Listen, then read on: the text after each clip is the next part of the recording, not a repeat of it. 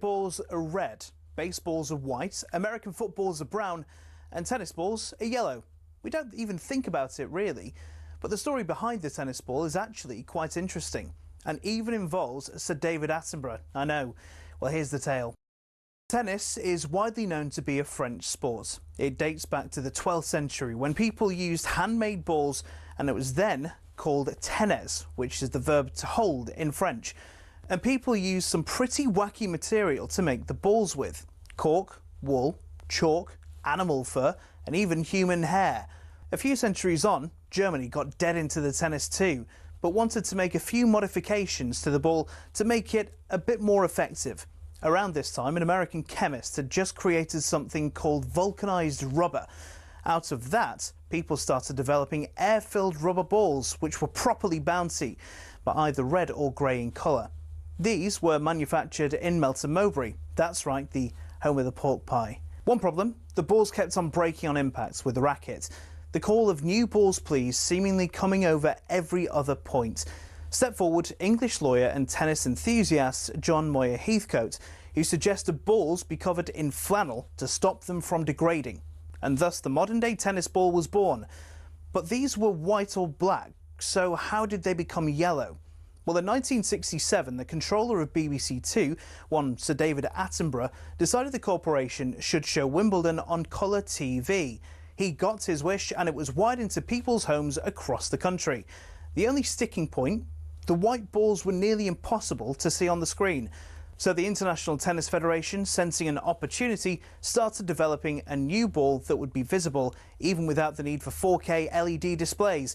Not that anyone had that in the late 60s. After rigorous testing, they came up with the colour optic yellow and decided every ball be coated in that colour from there on in. And there you have it. Tennis balls are yellow, all because Sir David Attenborough wanted to watch Wimbledon from the comfort of his own front room. You could say the ITF aced it.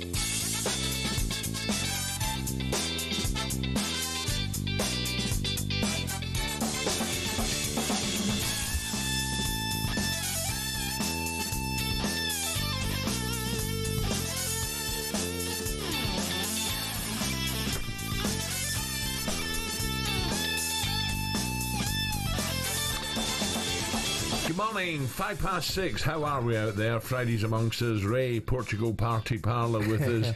How are we, Ray? How you doing, Al? Good to see you, mate. Looks as if you need a holiday. I certainly do. Get over that one. But no, I was out in Portugal for a few days, Al, so it was lovely out there. Packed. Was it? How was the airport getting through? Oh, it's still a nightmare. Oh, no. Yeah, it was better. That's the French for you. It was better. French own it now, you know. Oh, right, is that right? Yeah, they own it now. And they're now...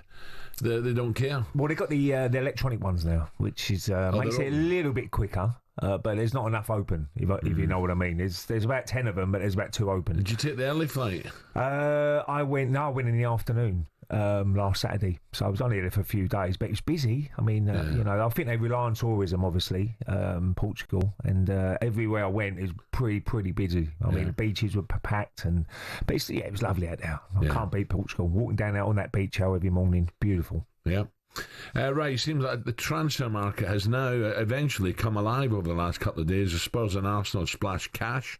According to talkSPORT's chief football correspondent, Chelsea and Arsenal have agreed a whopping $50 million deal for Manduka, who has certainly seemed to divide the Gunner fan base. Former Chelsea defender Scott Minto was baffled as to why Chelsea would let one of the best young players, I'm with them, leave across London to another top 4 rival. Don't get it. Yeah. I don't get it from Chelsea's point of view. I like him. I really do. And not only is he a really good inverted winger playing on the right, I've seen him enough times playing the left, being an old-fashioned left winger, a little drop of the shoulder, get down the outside. I did the game for talk at Stamford Bridge against Manchester United, and I think it was Maguire who was right back. Went past him countless times, just your typical left-wing play from a left-footed left winger. He can do both. So I'm really surprised that they're, one, getting rid of him, and then with respect to Jamie Gittins, it's almost a like-for-like replacement. Yeah, I'm with him, Ray. I like him. Good young player in the England squad now as well. So, look, they certainly needed... I'm not going to keep going on about strikers. They need a striker still, but the winger was because Saka was out for a bit of time last year, and that really affected them. Martinelli, I really like Martinelli, but he came back into a little bit of form towards the end of the season. Since he was leaving, wasn't he? Yeah, so he's been available, and Chelsea, they're in the Club World Cup final now, aren't they? They can still beat PSG, and it's been a brilliant start to with the financial side of it. But with the amount of players they've got, probably had to move a few on, and he was available. But I think Arsenal got a decent signing now, definitely. Now 4 miles down the road at Spurs, Thomas Frank has certainly arrived at the table, already bagged kudos from West Ham. talkSPORT revealed last night the Spurs have activated a £60 million release clause for Morgan Gibbs-White, good player from Forest. Absolutely. Former Spurs midfielder, the chunk, Jamie O'Hara had his say on the sports bar last night. It's a great move from Tottenham. I'm really interested to see where he puts, because Kulusevski's a good player. When he's fit and he's on it, he's really good. So, do you play Kudus on the left, and Kulusevski on the right, Morgan Gibbs-White, Solanke? That in my head probably is how you would start. But Kudus, look, he can play on the right as well. He can play number 10. It's interesting. Look, it's a good problem to have. We've got a lot of games. Nottingham Forest must be gutted. Yeah, without a doubt. Yeah, definthing. Ray, signing. You're not concerned, are you? Spurs are making, are busy in the market. Well, they're going to be. I think they're hopefully in their respect they've got their right man now to take the club forward, and Thomas Frank, and he's probably said, look, we need a few more players. You've got to help me if you want to be be What about Maddison then? Well, he's going to have to up his game. That's as simple as that, really, because I don't think they'll be getting rid of him.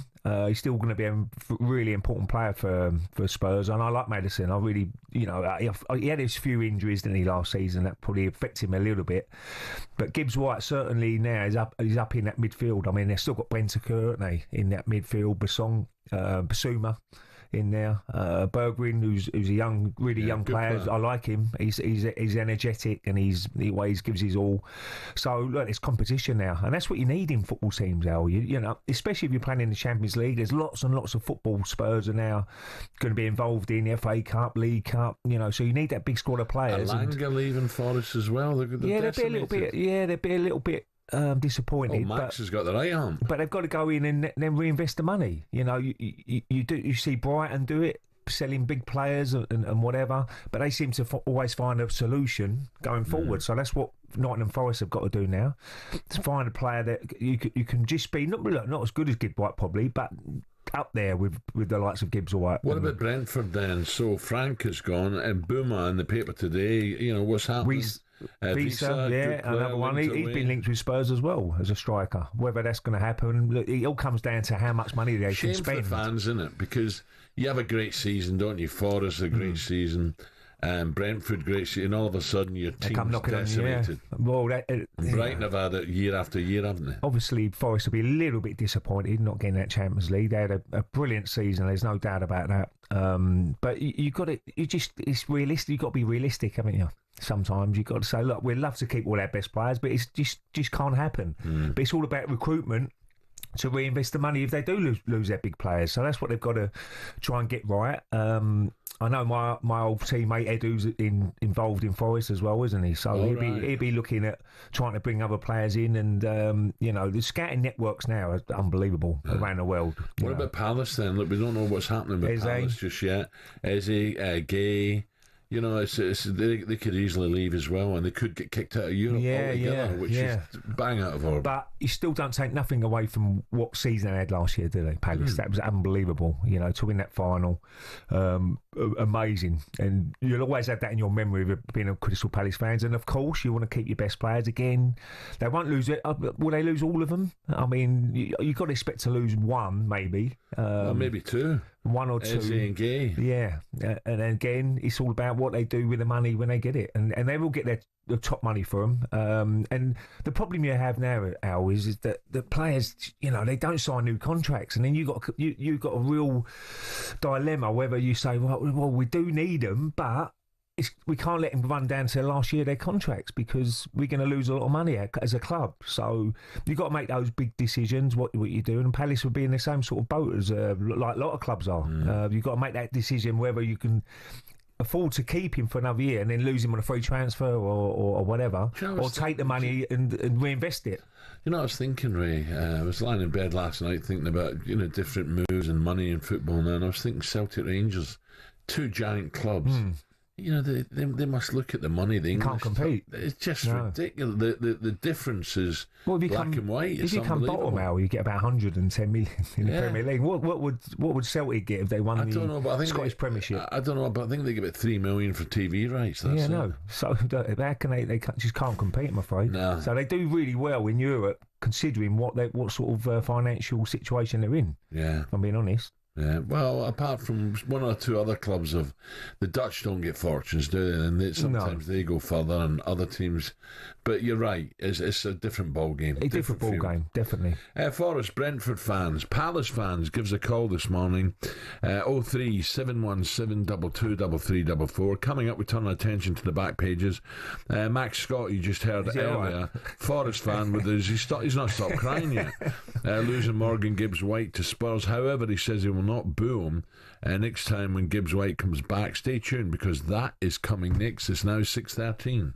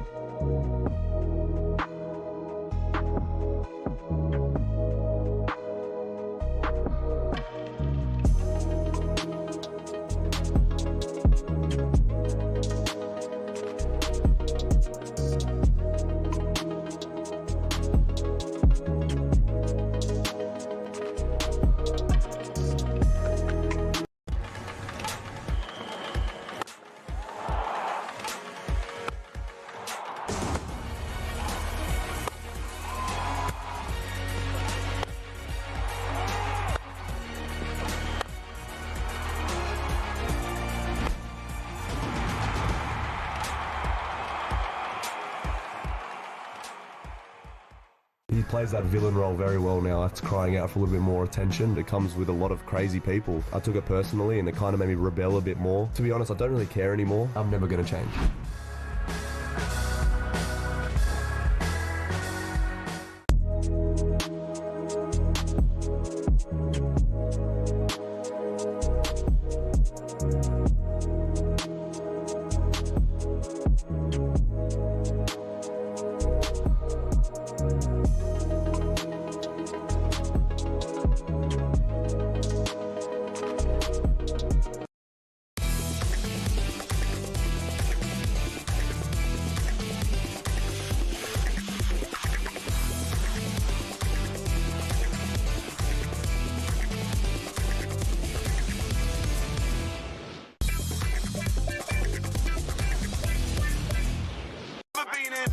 When it's shut down, that's not me and it's shut down. Ring, ring, ring and it's shut down. Hey. Fashion week and it's shut down. Went to the show sitting in the front row in a black tracksuit and it's shut down. Touch the road and it's shut down. Boy, better know when it's shut down. I'm not even going to ask who this is.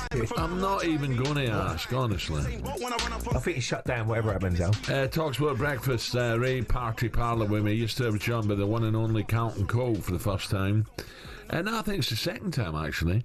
I think he might be here after hearing that first tune. Have a listen to this from yesterday's show. He tried to get me into this famous North London rapper.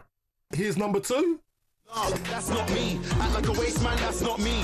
Any girl, no, that's not me. Lips any girl, no, that's not me. That's not me. I used to wear Gucci. It's not me either. One. I used to look like you, but just like a mess. No, that's not me. One. Oh, you know what? Pants. If you was at the stage of me, I'd get you rocking to that. No, you would. You would be dancing with the beer in your hand. You'd be saying, "Yeah, that is me." No. You'd be saying, "Yeah, that is me." That's not me. Oh, God, all right. Yeah, I don't think you would be bopping. You can't. Skepta, listen, good luck to Skepta. Yeah, no. It's not my type of music. No, not really. But people love that, Al. Some people. they? Yeah, look, it's all about taste of music. Not everybody has to like everything. It's Probably after people like that don't like what you like. A bit repetitive, isn't it? It's not me. It's not me. It's not me. It's not me. It's stuck. Well, that's what they do, but they're very, very successful, those guys, and they've got massive followings. And wherever they go, there was a big concert out in Portugal just starting, and it was very similar. A lot of rapping music and all that, but packed. I mean, you get 20,000 people go to the concert, so it's busy to listen to that sort of music. Yeah, all around the world, Al. I give up. A couple of guys I was down the beach, and they said, "Oh, would you come from America to come to this?" To a concert, so they come a long way to go and watch people, and some people love it. It's not the end of the world. It's after people don't like what you like, well, probably do they? Oh, they must do. What do you like? They must do. At least mine's has got, words to it. No, It's not me. It's not me. It's not me. It's not me. It is you. It's not me. Let's look at now at today's That's what back pages. It's not my fault. With Tesco Mobile for Business. Backpage review on talkSPORT with Tesco Mobile for Business. Are you a small retailer? Get business phone bills for up to 40% less than the big mobile networks. For terms and verification, visit tescomobile.com/business. Right, before we get the back pages out the way, come on, Max, get it off your chest. Well, it's part of the back pages, Al. It's part of the back pages. Look, I'm absolutely devastated. I said it last night on Transfer Insiders. Spurs have ripped out the beating out of the club. Crown jewel. It's been an absolute howler of a couple of days for Forest. You think Anthony Elanga's gone? Who's the centre half? He's been linked to a... Oh, stop it, Ray. Stop it, Ray. And that's what I'm worried about. And No. You've been in the changing room. If you're a player and the captain, leader, legend, well, he's not Ryan Yates is, by the way, but he's been captain a lot, Morgan Gibbs-White. He's gone. Anthony Elanga's gone, quickest player in Europe, up there. If you're Murillo or Milenkovic, you sat there thinking... Yeah, I'm on a jump ship disappointed, here. but I don't know who put that clause in there. So it's a weird clause. Well, How much they're buying for? We bought him for 25 million plus 17 in add-ons. Right. Now, I imagine most of those add-ons they've had to pay. And all that sort Played of for stuff. England, got into Europe, Yeah. scored a load of goals, whatever assists. Yeah. So you've bought him for 42 million quid. And then somehow there's this £60 million release clause has been able to be activated in July. With a 10% sell-on, you're not making any money, really, for your best player. To be fair, the owner has racehorses to buy. Maybe that's where all money's going. Maybe that's why he's had to sell up. Oh, right, so Wolves get a little bit of money as well. Wolves get 10%. Oh, lovely. So they'd be happy with that. That is across the back pages. The Sun say it's a good signing, though. As you rightly said, he's a very, very important player for Forest. And look, again, if you look at the Brighton model, they lose all their best players. Yeah, and you've got to deal with. You've got someone who's recruitment is knowing every single player can maybe not as good as Gibbs-White, but do a similar sort of job. Yeah, and also we've got Elliot Anderson, the Jordan Maradona. You know, I think his best position will actually be in that 10. You know, the ball at his feet is incredible, and he can play sort of defensively as well. He's an absolute dog there. So I think they'll build around him. Yeah. But like you say, you know, Forest are going to have to look at the likes of Brighton, the likes of Brentford, and be like, we need to rebuild. No doubt, like you just mentioned, Edu. I seen him back at the City. He was on gardening leave. I seen him back at the City ground in April. He's been across business with Marinakis for a long time, and they'll have known that Morgan Gibbs-White's going to go. It's devastating. I hate talking about it. It's gutting, but no doubt Mr. Marinakis is going to put his hands in his pockets because we've got the Conference League. But my question now is, not just is this going to have a ripple effect, but with all the Palace stuff going on, Forest... Would you take any of Spurs' midfielders? Because maybe they don't sign contracts like Bentica, and I don't know if they want to go to Forest. I'd take Madison. Oh, yeah, but I don't think it'd be for sale. No, but look, James McAtee from City. I'd take Harvey Elliott from Liverpool. He needs some game time. I think it'd be a great opportunity for him to sort of be that pivotal point in midfield for Forest, obviously playing in Europe. But look, it's difficult. The thing I think as well is Morgan Gibbs-White wasn't in Thomas Tuchel's first England squad, and I think that sent. He picked Jordan Henderson ahead of him. I know they're in slightly different positions, but what message does that send to Morgan Gibbs-White? And I think that's had a lot. Do you think that's probably influenced him? I certainly do. Well, I just think that Spurs Champions League football has gone. It's hard to turn down. It is. And it's a magnificent stadium, and he's seen who they're trying to sign, and Thomas Frank, he's probably had a chat with him, and he likes where they're going. So he's probably thought that, but I mean, if you're a Forest fan, it ain't great news, but this is what happens with contracts now. This is why they take so long, because they've got so many clauses in there, this, that, whatever. But back in my era and Alan's era, it was just like, there you are, 40-year contract, you sign it, and that's it, done. Cloughy used to give fridges. I've read a couple of books. Cloughy, he used to just say, we'll give you whatever a week, and you can have a new fridge. Stuart Pearce had a bit in the programme about his electrical company. Yeah, his sponsor. That was part of his deal. Yeah, I love those. Look, I wish we got those days. Well, what else have we got? Of course, we got a bit of cricket. Now, it's good. Morgan Gibbs-White dominating the headlines, but... I watched a bit of it yesterday. To be honest, I was a bit snoozy yesterday watching it. It was, I know England had to stop the rot, dig in and make this a 1-1, all square at the moment, but I was come on, hit out a little bit, but saying that, Root was brilliant again. And also Stokes, there's obviously concerns he's pulled up with. It looks like a right groin injury, despite the fact he's got himself into his best shape. Has he lost too much weight? Well, I don't know. He looks like it, doesn't he? He's like a rake. But there'll be concerns about that, particularly heading into the Ashes. But another big story coming out of the cricket yesterday, it was bizarre to see. Back at the start, it says 99 red bug loons. Yeah, ladybirds. Yeah, so Mike Walters writes, Joe Root proved spot on with the bat, only for a swarm of ladybirds to delay play and leave him stranded on 99. If you read the Country Live, they predicted it was coming. What? Go on, tell me more. Swarm of ladybirds, with this heat. Is that a good thing? Is that a bad thing for the biodiversity in this country? I don't think it's a good thing. Are they pests? They've got different colour ones, haven't they? Some of them are more... Yeah, but they are pests. If you try, if you're sitting outside, barbecue and stuff, they are pests. No, they don't really, are they? No, they are. Loads of flies, loads of wasps at the moment. Loads. But there's loads of flies on floor. There's loads of flies on floor 17. Is there really? Yeah, look like I think it's like little midges wafting around. I think they're usually around where Ollie sits. To be fair, producer, but maybe they'll leave. But stopping a game Test cricket. Well, no, it can be if there's millions of them. Of course you can. You can't concentrate. What would you stop a football game, Ray, for some ladybirds? No.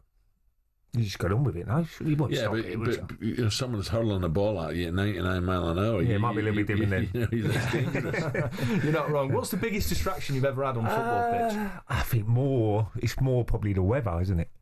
I mean, you must have played on some pitches. Or in the 70s, bit of trouble in the crowd and stuff like that. Yeah. What else would it be? Any of the fans, the female fans, Ray, distracting you? No, not at all. No.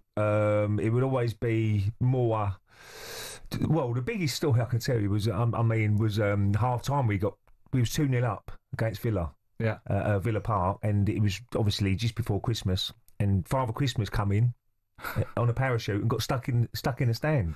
Oh yeah, no way. Stuck in the stand. See, that happened in the rugby. And we ended up losing 3-2 because that was a big distraction. What were your two Tottenham mates?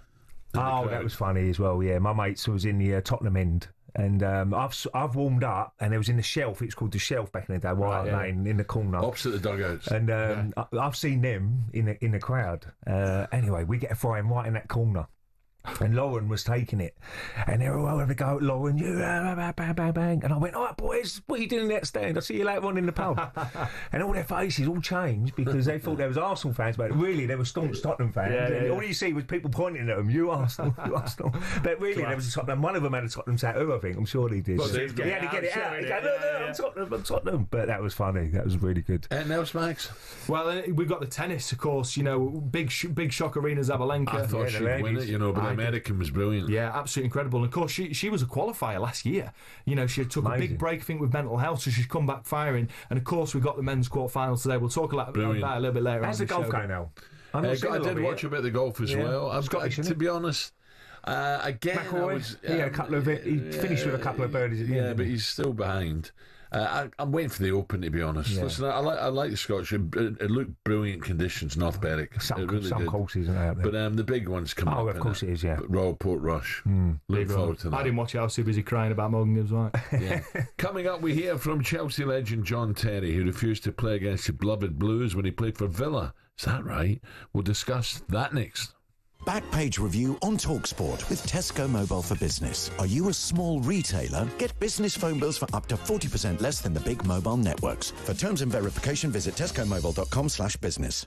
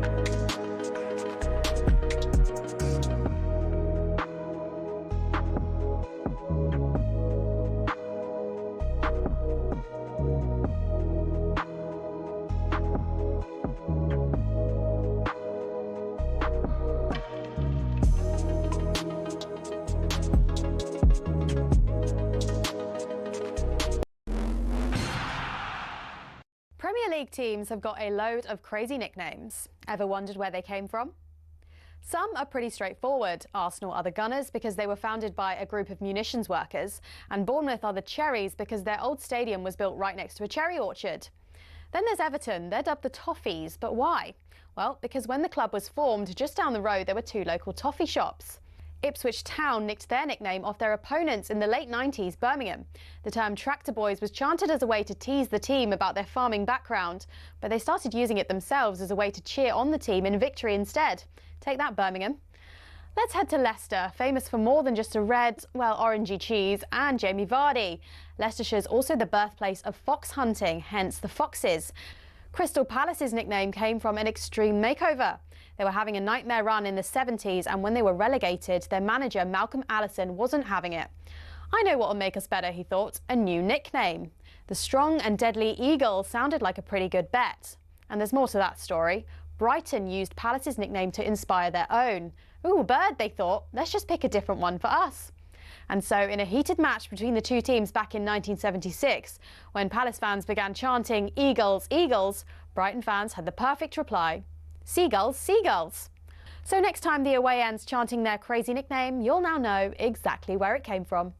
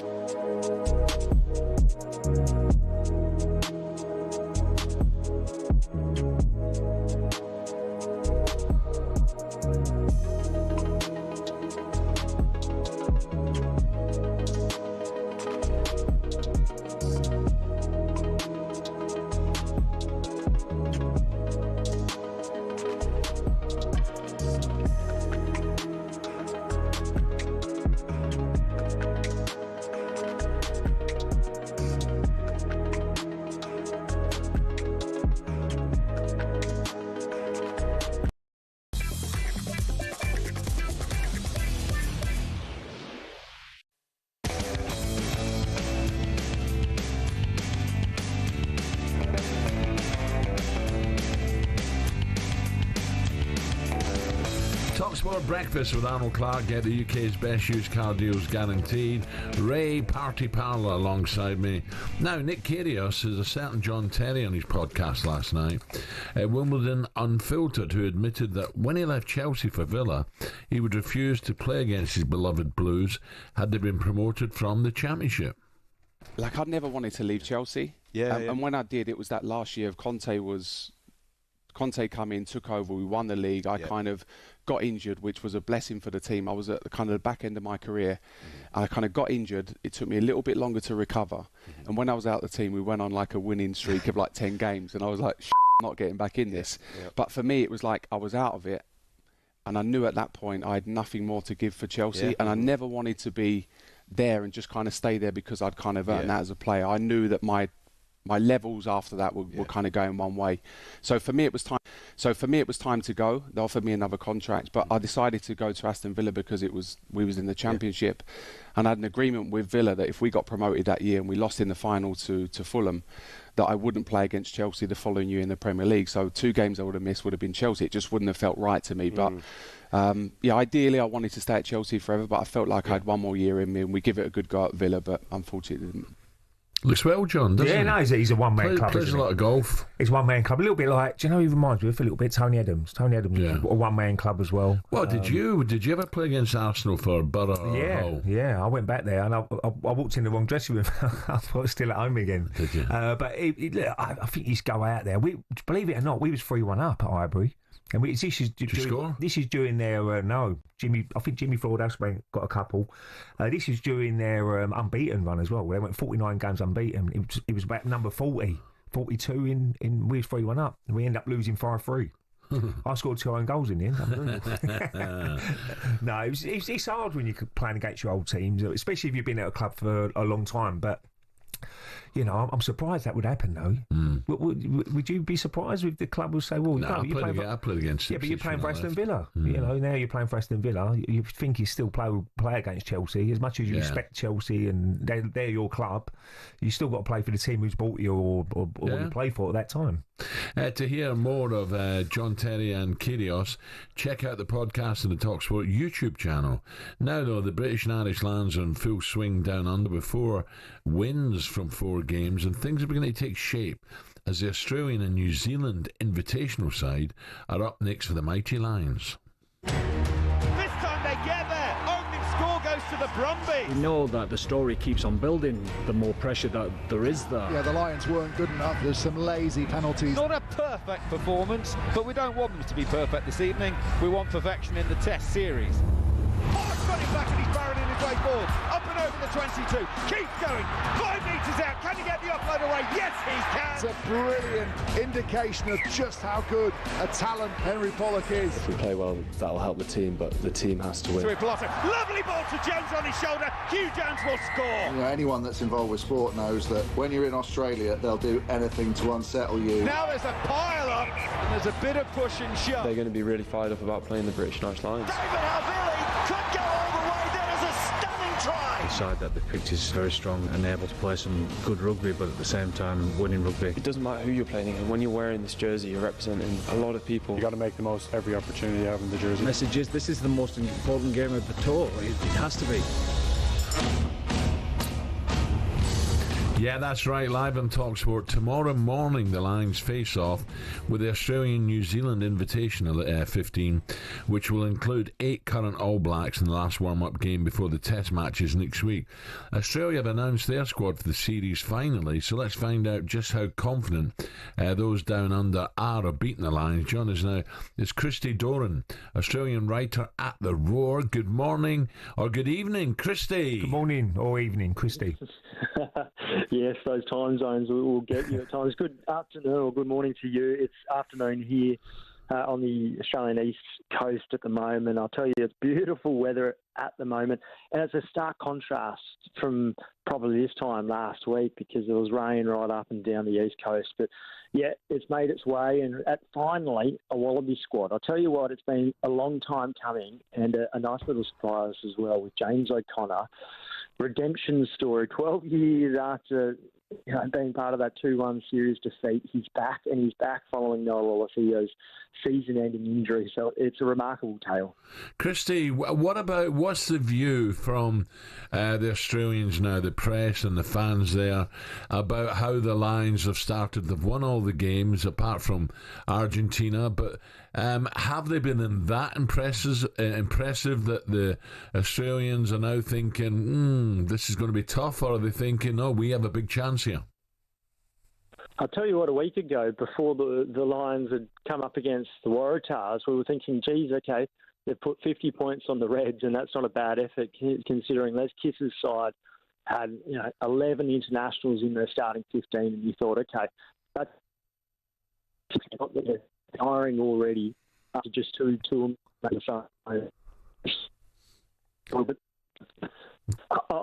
I was really shocked at the excuse made by Andy Farrell last Saturday when he blamed the Australians and watering the pitch in Sydney, and then a couple of days later they turn up in the nation's capital in Canberra and it's as close to a full strength side as you can see, and they were once again disappointing. Hands went awry, there was balls that were spilt, there were passes that were pushed, the set piece operated well, but to only win score 5 tries to 4 against a Brumby side that were missing 8 regular starting Wallabies. Yeah. It got a lot of people scratching their heads going, geez, this isn't quite the Lions side that we expected. Yeah. Who will be key, Christy, for the Australian team if they're going to get a result against the Lions? Who will be key, sorry? Who will be key for that Australian team? Who's going to have to play out their skin if they're going to really push the Lions?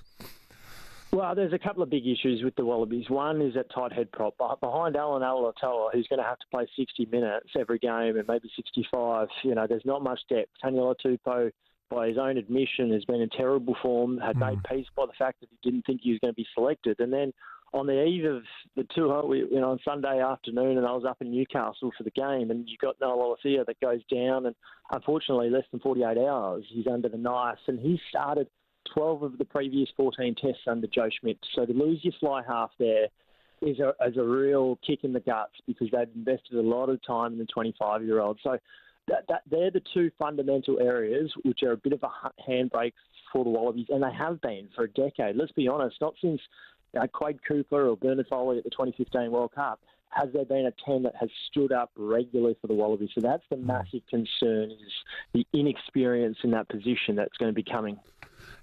Christy, what about I was my eyebrows were a bit raised when I heard they were taking on Fiji in a warm-up game, because that's going to be a physical battle. Was that a good idea, Christy?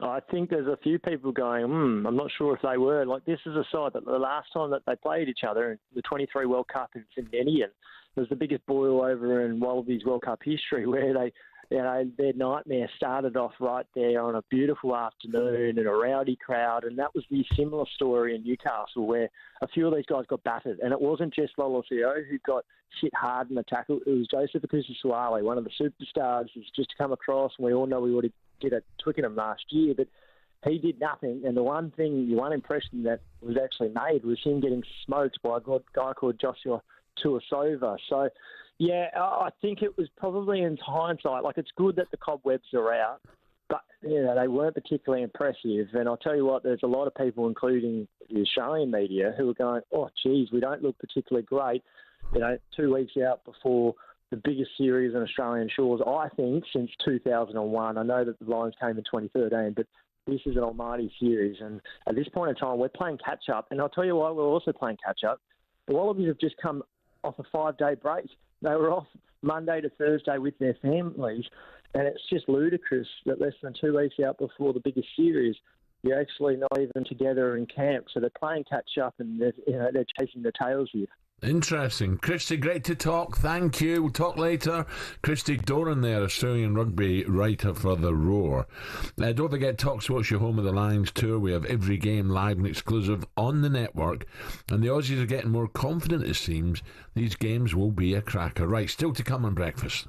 Superstar Breakfast preview on talkSPORT with Travis Perkins. Find everything you need for your landscaping project in stock and available for delivery. Terms and conditions apply. Okay, most of the headlines today are about Forest, Nottingham Forest fans. How do you feel this morning? Alanga gone, Gibbs White gone. How disappointing is it you've lost two of your best players to top six clubs, even with European football at the City Ground? Let's hear your thoughts. 03717 223344. That's the number you need to call. And Tottenham fans on the other side of it, are you buzzing for the new season? Have you had a better summer than Arsenal? Give us a call this morning. That was a look ahead with our good friends at Travis Perkins. Superstar Breakfast preview on talkSPORT with Travis Perkins. Join the club and get low trade prices. Find out more at travisperkins.co.uk or download the app.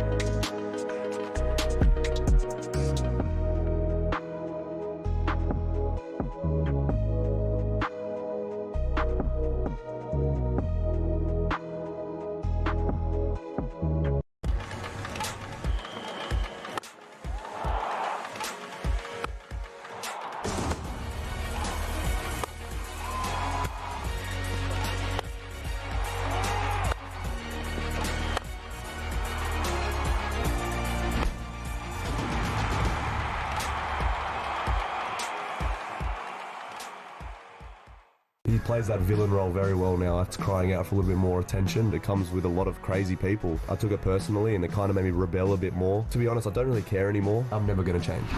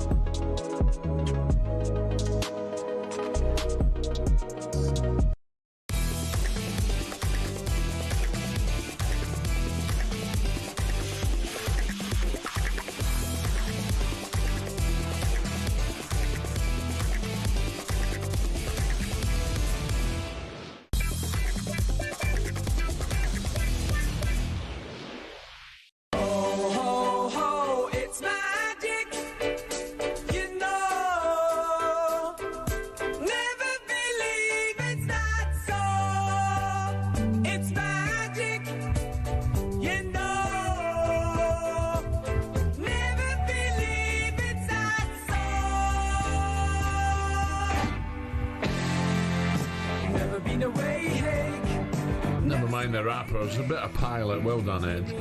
Here's one for you this morning. The papers: a mysterious unicorn skull has been unearthed near King Arthur's castle down in Cornwall by a tourist.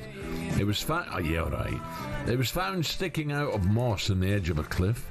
He presented it to the barman of the Stonehenge Inn, who offered him unlimited ales in exchange for the skull. Him and his wife, they sank 7 or 8 ales, left the skull at the inn and called it a day. Proof right there, Ray. Do mythical creatures walk amongst us? I would probably say no. Would you? I'm not having a unicorn. I'm having Nessie in Loch Ness, but I'm not having a unicorn. Yeah, I mean, when you do see that Loch Ness, every now and again you see it, wouldn't you? Yeah. No, I'm not. you believe Nessie is there because it's so deep and they're all linked to lochs. But yeah, I don't agree with obviously. Unicorn, no chance. Would you? No. And in the Alps, Bigfoot. You know, this Yeti. Bigfoot. Yeah, Bigfoot. No. Not for me, no. Look, it's great to think there might be. But mind you, do you remember talking to that pilot, Tim, who was on here? And I asked him about life in other space. planets, and he said, absolutely. Yeah, he did, yeah. He said definitely people are up there. Some things are up there. Yeah, I couldn't stop thinking about that for days, thinking, what is that? Well, it's interesting to see what would be up there. Yeah. I mean, on different planets and whatever. And it's, I mean, until you get that proper proof, don't you? Yeah. You can always think it is, but whether there is or not, will we ever know? Probably different planets. Carlton was on a different planet yesterday. Was he? He's good fun, Carlton. I say, I like him. I think he's got good value. Yeah, definitely. This Sunday we'll see which club side will be crowned the inaugural Club World Champions. So it'll be right here, of course, on talkSPORT. Paris in the springtime. They've beaten Inter by 5-0. Can Europe's best finish the summer on top of the world? There's an opportunity for Gonzalo Ramos, who turns and wraps it in to make it 4-0 to Paris Saint-Germain. Kind of further confirmation that PSG are the most impressive team in the world at the moment. But I'm really fascinated to see where Chelsea are at. Wide towards João Pedro, left-hand side of the penalty area. He's shown the inside, he takes the route, and he hammers the ball home in majestic fashion. This is the Club World Cup, best club in the world they are here. The argument will be made if they were to win this tournament, which I don't think they will do if they get PSG, is that they're the best team in the world. It's a silly argument because they're not the best team in the world. They've won the inaugural tournament and the draw's been incredibly favourable. We're a keeper away. I still think we're a keeper away from being a side that can do something. Enzo Maresca and his men will know they've got their work cut out. Full time, Paris Saint-Germain 4, Real Madrid 0.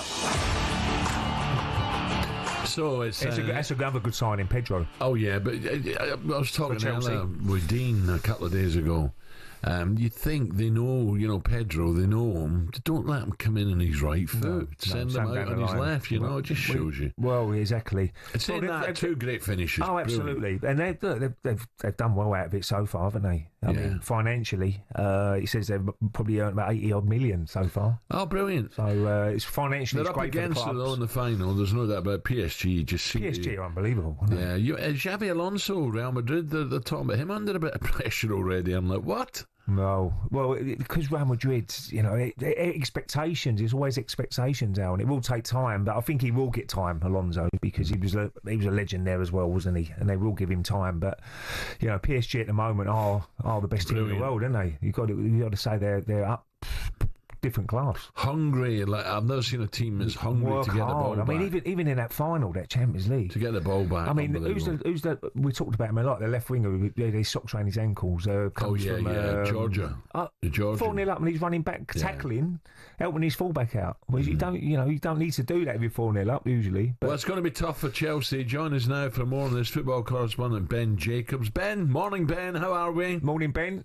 Ray, Alan, how are you? Good morning from New York. Do you know what? We were talking about the Club World Cup, but last night I went to a Yankees game and they were 5-0 down with only a couple of innings remaining and they came back to win 6-5. So I've been treated to some great US sport as well in the early hours of this morning. How is that, Ben? Is it? Some people say it's a little bit boring, or is it? I know that sounded a good game last night, but is it quite slow how it all works? It's definitely slow. It's not continuous like football. And when the Seattle Mariners were 3-0 up, I was thinking this is going to be crazy. The pitch actually went about 7 or 8 innings without even giving up a hit on the Seattle side. And then we got the late drama. So now I've fallen in love with baseball, even though I was dubious for half the game. What about now? Paris look so strong, so hungry still, energetic. They've got everything at the moment, haven't they, Ben? And it's going to be tough for Chelsea. Yeah, they're a joy to watch. It's not just the fact that they've got some incredible stars and young ones as well, which is why this could be an era of dominance for PSG. And think about how winning the Champions League, them becoming the best team in the world and getting that gold badge in the space of 3 weeks, it just shows you that they're building something very consistent and special. But the other thing which is really noticeable, especially if you look at that game against Real Madrid, the last 2 goals, because the first 2 were down to errors, you might say forced by PSG, but the last 2 goals showed you just how unselfish this PSG team are. They got great movement, footwork, and then when they get in a dangerous position, they know when to play the extra pass, and that's where it's going to be so difficult for Chelsea. PSG absolutely destroyed Real Madrid. Chelsea in some ways are in a win-win situation. Financially, they've got most of the money in the bag. If they beat PSG, what a statement that will be. If they don't, people will say, well, PSG are the best team in the world at the moment. And I think that's right, because everything I've seen from PSG shows you that they're young, they're hungry, they've gelled together as a team, and they're basically where Chelsea want to be in 12 to 24 months' time. Ben, has this been a success? I think it depends which way you look at it. I mean, if you're talking about the weather, the workload, we won't really know the final answer to the repercussions of the workload until further down the line. I'm sure if you're Bayern, looking at the injury to Jamal Musiala, that's one kind of criticism. By the same token, what we've seen is growing attendances, great financial rewards, a high standard of football, teams taking it seriously. I learned the other day that PSG have only used 19 players. So it's basically their Champions League squad and lineups, and that's probably why they're such favourites, because they've got that consistency and they're not messing about with rotation. So I think overall we can say for a first tournament it's been a success, but perhaps those that have participated will bill it more as a success than those in the game that haven't been there and are pointing shots, fingers, criticism from afar. Talking criticism, Xabi Alonso still is now beginning to get a bit of criticism already at Real Madrid. He can overcome that, can't he, Ben? I think so. I mean, if you don't do well at the Club World Cup, you put it down to teething problems and you almost call it a pre-season, even though it isn't. It's a bit of an excuse. But if you're Xabi Alonso, you're saying, new manager, get to learn the players. Trent Alexander-Arnold and Dean Howson are both new. And it's a bit of a changing of the guard, isn't it? So Real Madrid have not looked consistent. They made silly errors throughout the tournament. They only drew with Al Hilal, let's not forget, in their opening game too, even though Hilal proved how good they are knocking out Man City. But I think he'll be given time, and it's very easy for fans to criticise Xabi Alonso, but I'd be surprised if that same noise and criticism is yet reflected from within the Real hierarchy. Ben, enjoy the final, mate. Thank you. Cheers, Ben Ben. Jacobs from New York. Cheers, guys. Ray, a quick one before we break. Madueke, Chelsea selling. It looks like he could be on his way to Arsenal. It's probably a very good move for Arsenal, but from a Chelsea player. Point of view, I like him. Well, I was just hitting Scott earlier in the show, and he said Scott Minto, who's obviously Chelsea, and he was a little bit surprised they're letting him go. But, you know, financial play now, how it all kicks in, and that's why this money would be good for them. In this Club World Cup, if they can go all the way and win it and beat PSG. Financially, they've done well out of it anyway, getting into the final. Yeah. But, yeah, I mean, look, we don't know what behind the scenes, day-to-day training, whether he's going to fit in with his plans, Maresco's plans. But he's got some good young players at Chelsea. I mean, you look at that midfield, Fernandes, you got Casido's an excellent player in there, so they could be strong next year. Chelsea could have a real go if they get. I think they probably needed. Well, they've got Pedro in now, who's a very good signing, and he looks like he demands off the other players as well, and he scored 2 cracking goals the other day. So I think they'd be up there, Chelsea, definitely. Chelsea PSG live on talkSPORT this Sunday. Coming up next, though, how are Palace fans feeling about the news they could miss out in Europe altogether? We'll find out next.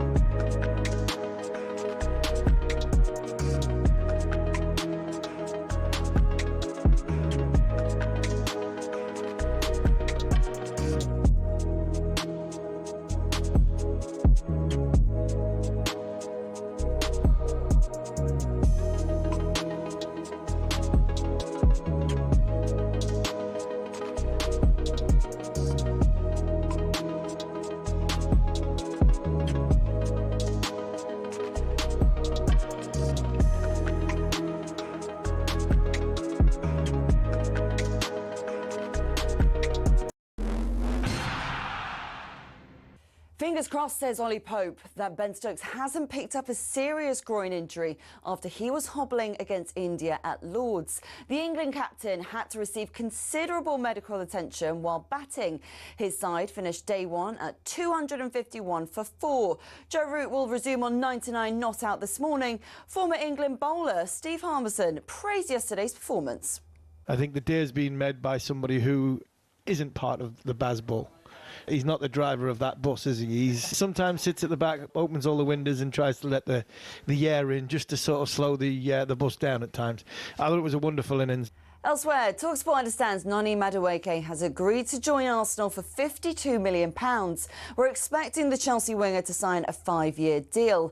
On the other side of North London, we're also being told that Morgan Gibbs-White is having a medical at Spurs today. The club have triggered his £60 million release clause at Forest, who are also on the verge of losing Anthony Elanga to Newcastle. talkSPORT's Forest guru Max Scott reckons Thomas Tuchel may have unintentionally played a part in this deal. What Thomas Tuchel did there, whether he meant to or not, is he sent a message to Morgan Gibbs-White, he sent a message to Callum Hudson-Odoi, any players in that Nottingham Forest squad that might be near a call-up, and he said, ultimately, you need to play for a so-called bigger club if you want to play for England. For all the latest transfer news, head to our live blog at talksport.com. Host nation Switzerland reached the quarter-finals of the Women's Euros in dramatic fashion after a 1-1 draw against Finland, who are out of the competition. The Swiss scored a stoppage-time equaliser to progress at the expense of their opponents. And at SW19, it's the men's singles semi-final day. Carlos Alcaraz and Taylor Fritz are the first game on centre court, followed by Jannik Sinner versus Novak Djokovic. It comes as Amanda Anisimova knocked out the world #1 Arina Zabalenka yesterday to set up a final with Poland's Iga Świątek. For all the latest on these stories, head to talksport.com.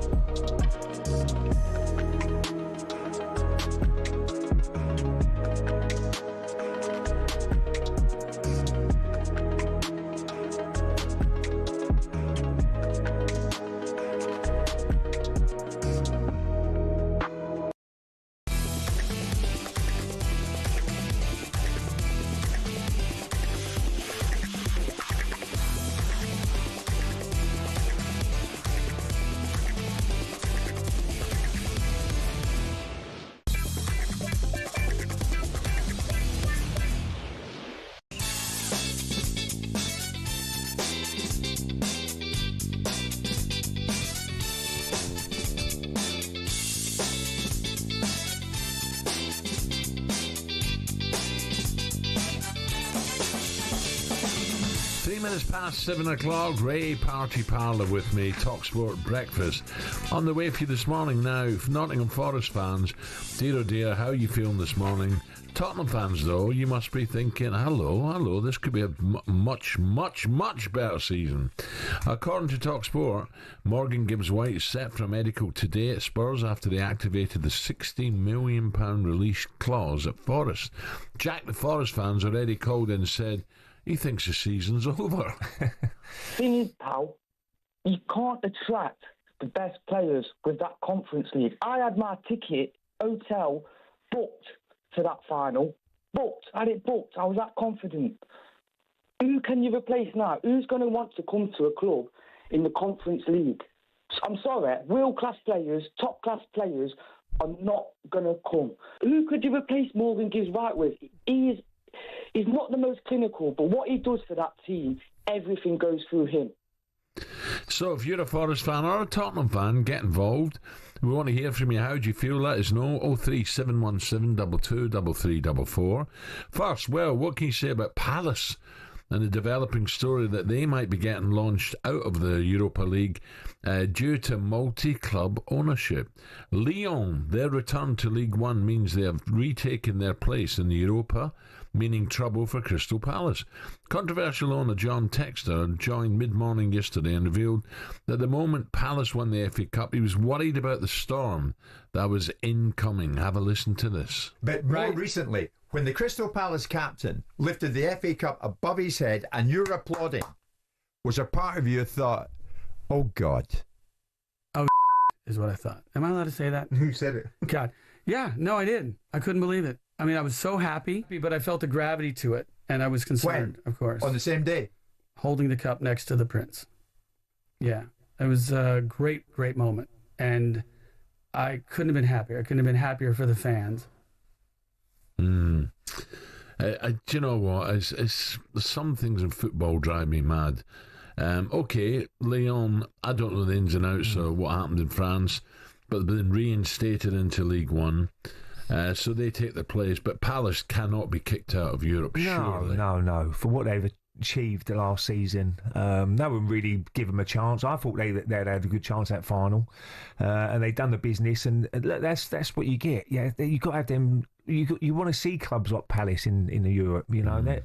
Those Palace fans would be absolutely. They'll enjoy every single away trip. You know, they've got great support, Palace, and you know, I think it's totally wrong. I really do. That if they do get kicked out. Well, there's some good news for Palace fans. Texter, I don't know the guy, texted to also say that whilst he had shares at the club, he had zero involvement in major decisions. Let's hear. We shouldn't talk about whether or not I have 43% vote or whether I have a 25% vote. We should talk about zero. Yeah.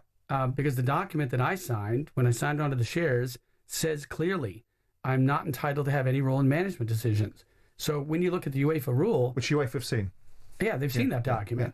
And I sat there in the room and said, okay, stop talking about the 25%. And we're using that argument because it's below the UEFA threshold of 30. So was it universally accepted amongst you four boys that the situation... No, it wasn't discussed. Number one, when the memo came out, they changed the rule at UEFA this particular year. They moved up the date to March 1st, but they didn't actually make that official, I think, until the last week of February. So when they sent out the memo sort of warning everybody that, you know, you should take a look at your multi-club problem, one, nobody saw the memo. It goes to your inbox at info@cpfc.com or something. But at that time, I think Palace was sitting in the relegation zone. Okay, let me take. And then we do a cup run. Yeah. But the point is, my document says I have 0% vote. Interesting one. Well, someone who will be able to speak about this shameful situation on behalf of the Palace fans is actor, comedian, a big Palace fan, Doc Brown. Morning. Very, very good morning, Doc. Morning, Doc. Morning. This is crazy. In the transfer, it is, isn't it? I'm in the middle of the transfer window, sat in a car. I feel a bit like Harry Redknapp.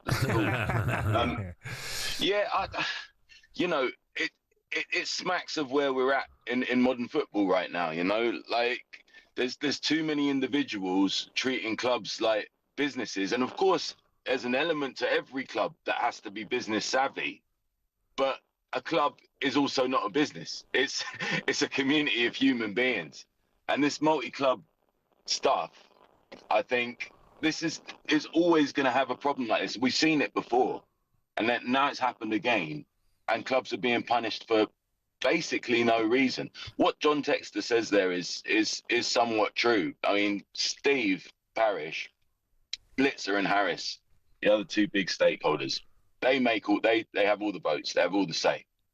Texter had a chunk of money in, but was never a majority owner or majority decision maker. Yeah. What's written on paper, we don't really know, do we? Because that's what UEFA are going to look at, and we might get punished for that. But it seems insane. Well, you know, we're there purely on merit. Doc, it seems like UEFA changed the rules. You know, move the goalposts, if you like, you know. Whatever suits them. So we got to get down to the bottom of that as well. But what can we do about it? They're the governing body. But Doc, you must have been absolutely buzzing last year. Go to Wembley and obviously win the FA Cup. And look, that's just an extra prize, isn't it, getting into Europe? And I'm sure Palace fans will have loved. Look, let's hope they still can be in it. I don't know how it's going to all pan out. But that FA Cup final win was unbelievable for the club.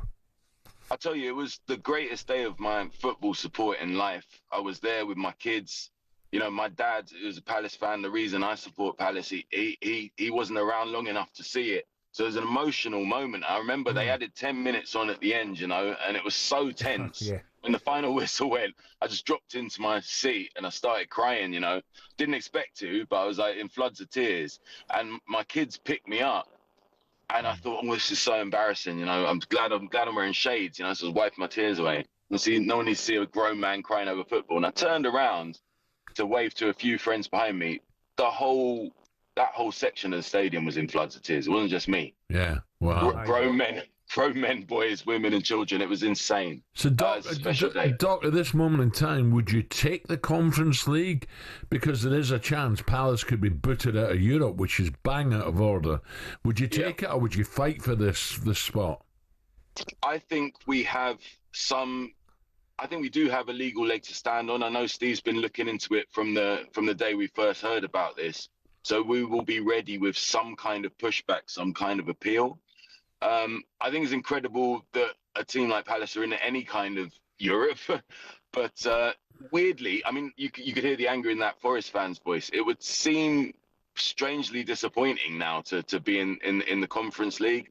At the same time, beggars can't be choosers. What they can never, ever take away is that FA Cup. And everybody knows where we should be. Everybody knows where we deserve to be.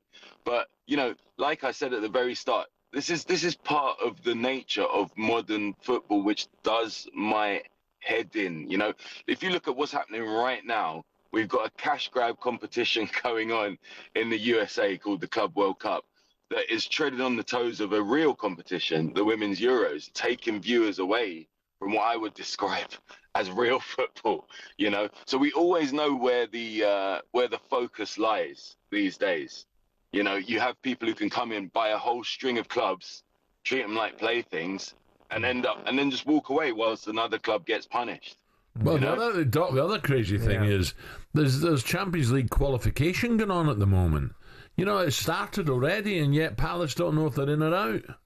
Yeah, and you know, think about, you know, some of the players that have become elite at Palace. Ebbs, you know, Mark Gahey.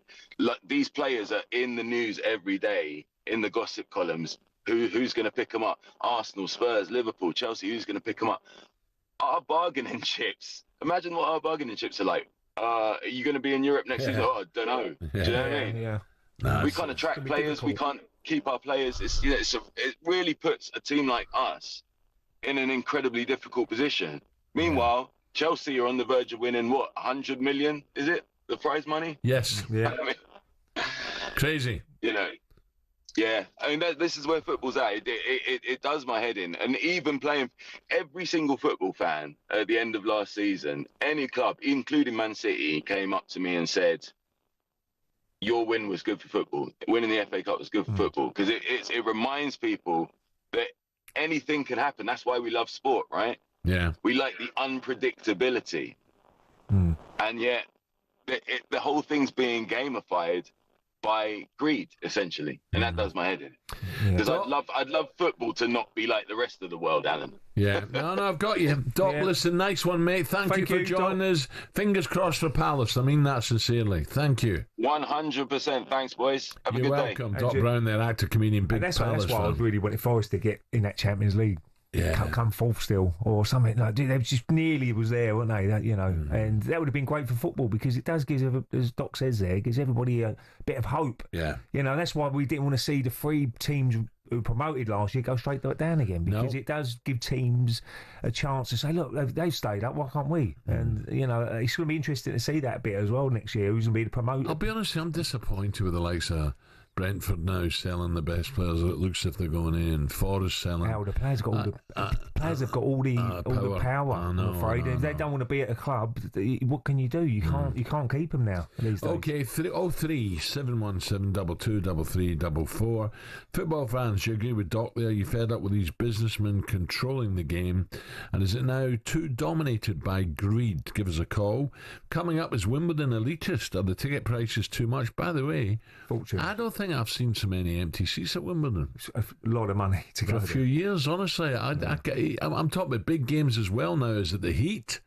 Are people too warm in the direct sunlight? I don't know, but there's too many green seats with no one sitting on them.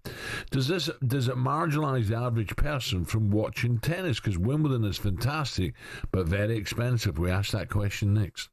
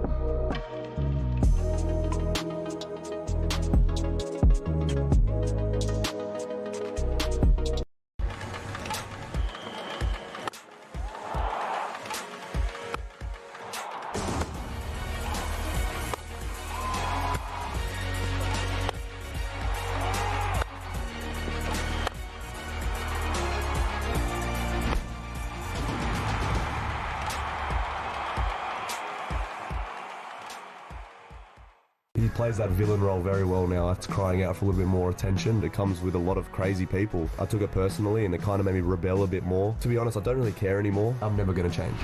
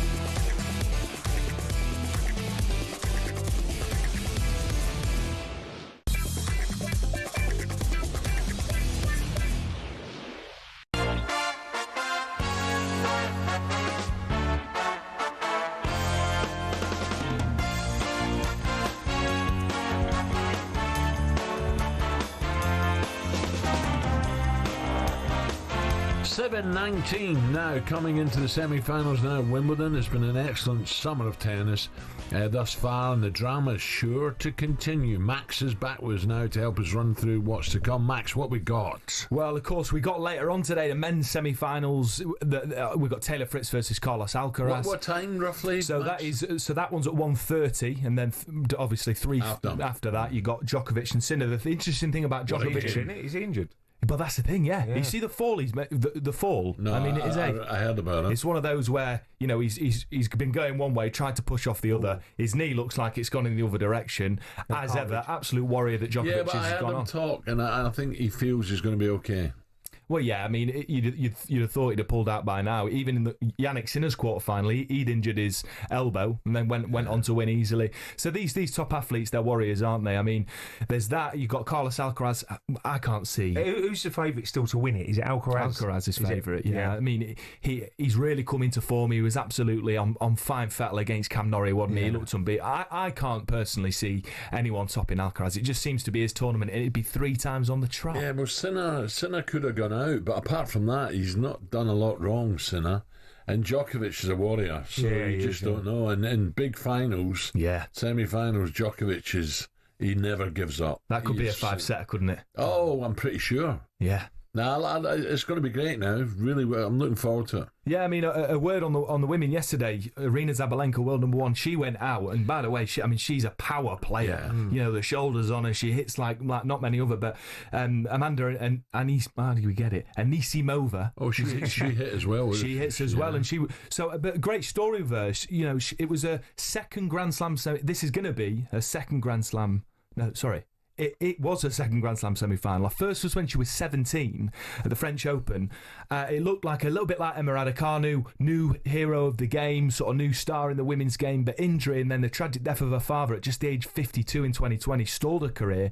She's come back. She's got Iga Swiatek, who I think is world number 8 in the final. That's going to be a belter. But one thing I want to ask you, we've been having this conversation on the TalkSPORT Daily podcast.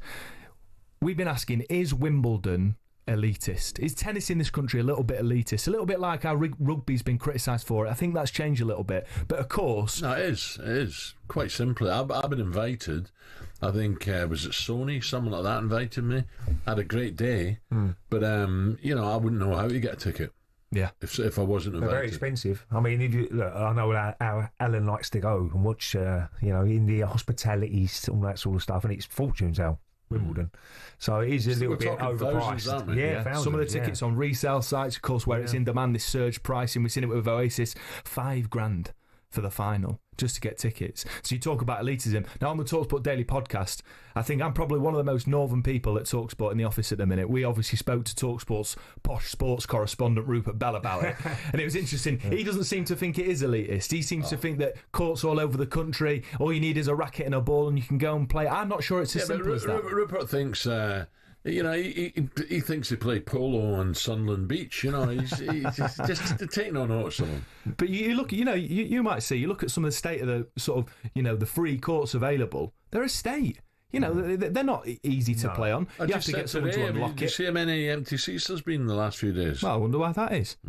It's too expensive. The first thing you do when you brought up as a kid, it's usually football or rugby, isn't it? Yeah, of course. At school. Yeah. Well, very rarely. I think probably more now. There's nobody playing Glasgow. It's a little bit like golf. Golf, we climb fences. You didn't really play a lot of golf though as a kid, when the janitors would come and get off them courts, you had to run away. You know, there was nowhere to play. I reckon I find it easier to play tennis when I'm abroad. When you go on to mainland Europe, Spain, Portugal, holiday, it's easier to find a court there than anywhere. And well, it's anywhere in the all that paddle tennis now. Well, that's you know, when I go to my local golf club. Yeah, that's not cheap though. They've got 3 paddle tennis courts. It's always packed. My mate's just opened up a court up in Notts. He's opened up a court because he's going to make £60 a court in Canary Wharf. Is it? Yeah, good investment though, because there's not a lot of upkeep for it, is there? Well, it's no wonder it's the sport Simon Jordan plays if it's expensive, right? Anyway, that's the latest episode of talkSPORT Daily, available wherever you get all your good podcasts from. Right, let's talk Lionesses as a Battle of Britain this Sunday in Victory versus the Welsh will book Serena Wagman's side in the next round of the Euros. Here we go. 2 left-footed shots, it's 4!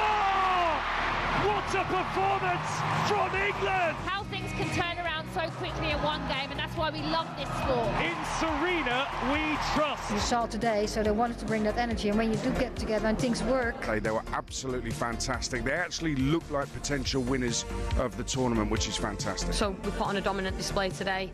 We're in the right mindset, and yeah, we've turned up. It will be a different game. Wales will bank up 5-4-1, look to hit England on the counter, make it as ugly as they possibly can. Harry Holland into the penalty area, got a feet sorted, and it's in! And yes, Fishlock can celebrate! On a rollover, we want to get a win, we want to finish this tournament on a high. Let's go for it, why not? Well, it was all doom and gloom after the first one. Against France. Is there trouble in the camp? Is there a split? All this sort of nonsense. John is now to preview England-Wales live on talkSPORT. Former Lioness and Liverpool forward Courtney Sweetman-Kirk. Courtney, a very good morning. Morning, Courtney. Good morning, both. How are you? Yeah, good. Courtney, that was a lot better, eh? That was, England needed a good performance, bang, and they got it.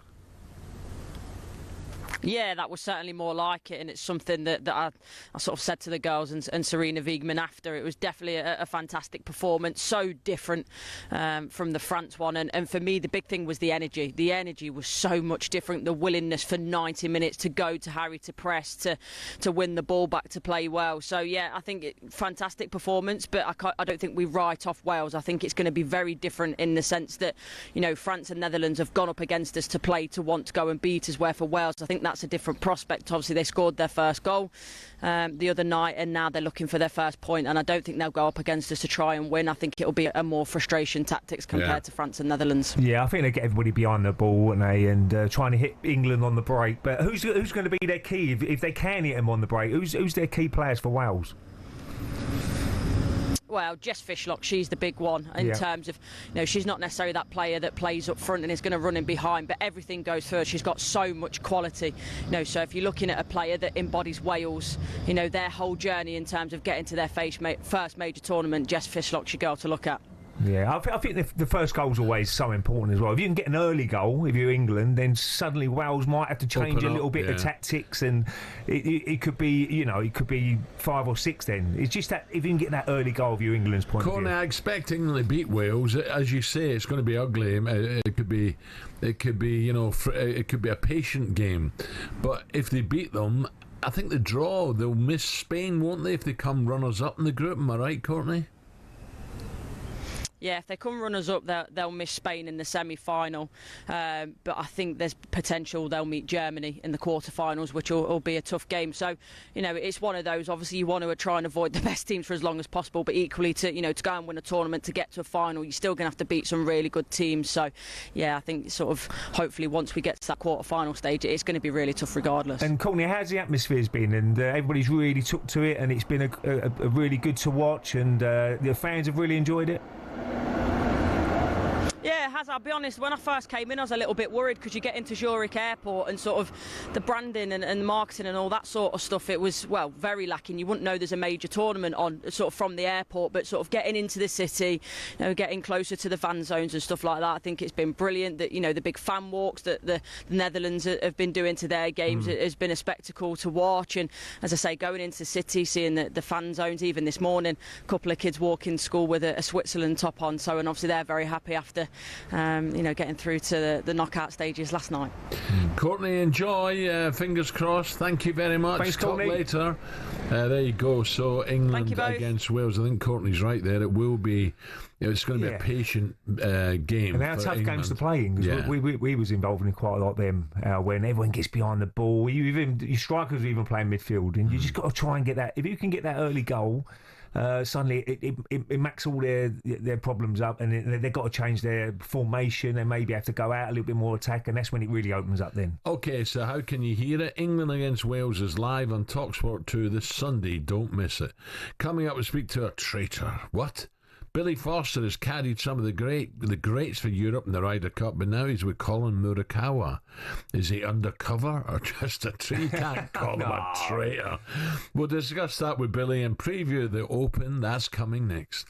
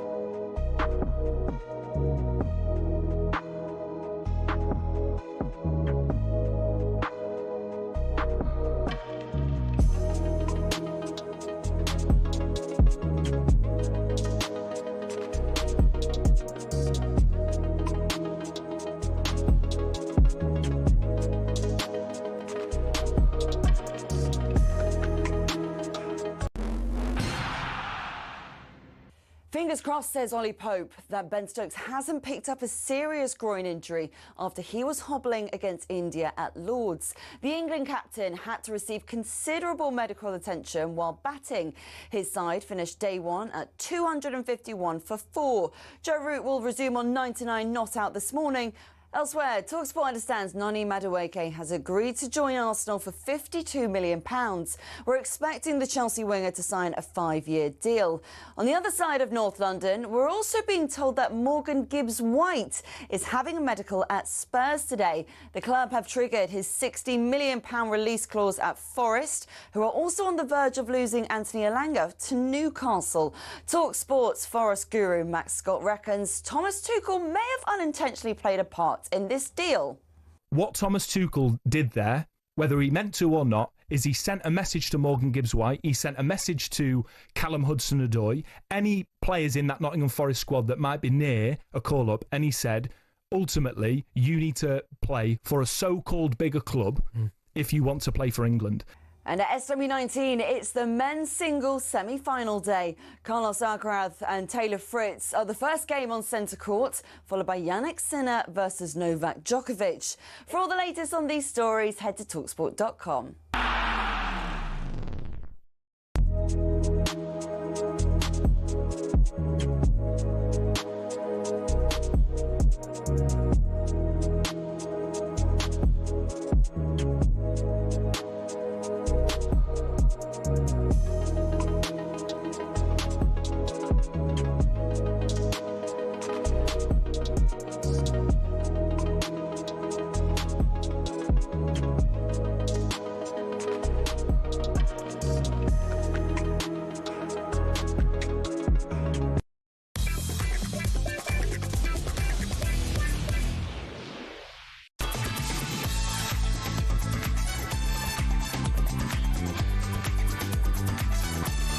$7.34 talkSPORT breakfast this Friday morning with Arnold Clark.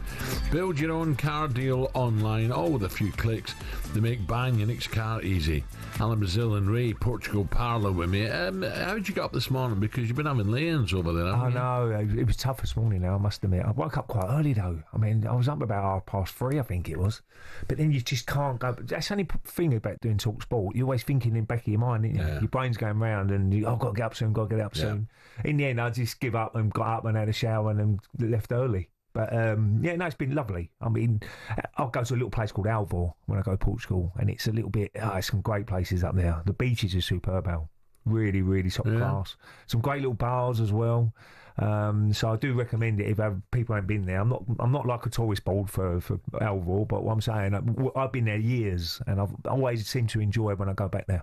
Yeah, lovely. I like. You get used to the certain where Bobby's golf was great. Villasol and down the beach. Oh yeah, Villamore. There's some great places. Julia's, Maria's. Julia's, Julia's is brilliant. The Sunday there was brilliant. Yeah, they got some cracking. Look, if we go closer to the airport, that'd be Quinta del Lago, but it's quite a bit more expensive that way. Valdolobo's lovely. Villamora, Albufuera's the party town. Really, yeah. That's where a lot of people go on stag do's and hen nights and all that sort of stuff. That's where Billy goes. Billy the Cab. He used to go to Albufeira, didn't he? Yeah, he's not partying now, is he? No, he's not now. But he went to Alvor the other day, where I go. He liked it. He really liked it. Right, we've been talking transfers this morning as the window's finally kicked into life for Spurs, with some deals going through, good deals. One move which has raised eyebrows is Kudos, who swapped East London for North London. Well, not far, just round them, round the old 406. It made the move to Tottenham. Yesterday morning, one West Ham fan called and claimed that losing Kudus is not a big deal and even named a replacement for him. The star man is Jared Bowen, let's have that straight, and Aaron Wan-Bissaka, they're up there, do you know what I mean? I just want, Colton, I want to pick your brains really on this. Of course, we're livid and upset because we love him, we're going to be gutted. We do like Mo, you know that. Yeah. But let's have it straight, right? We've got to go and reinvest. The club ain't flush with cash, as we've been told, right? Yeah. So if we were to go and try and get a McAtee, whether it's a loan deal or a sale deal from City. McAtee didn't do himself any harm in the under-21s, did he? No, there's a lot of players you can replace players, and it's just trying to get the deal over the line. That's the hard bit, and we always know about contracts and the clauses in them now and all that sort of stuff. It's not straightforward anymore, so it does take a little bit more time. That's why the recruitment, whoever's going to do the recruitment, he's got to be right on the ball. Kudos, look, he's totally right. Jared Bowen's their main man.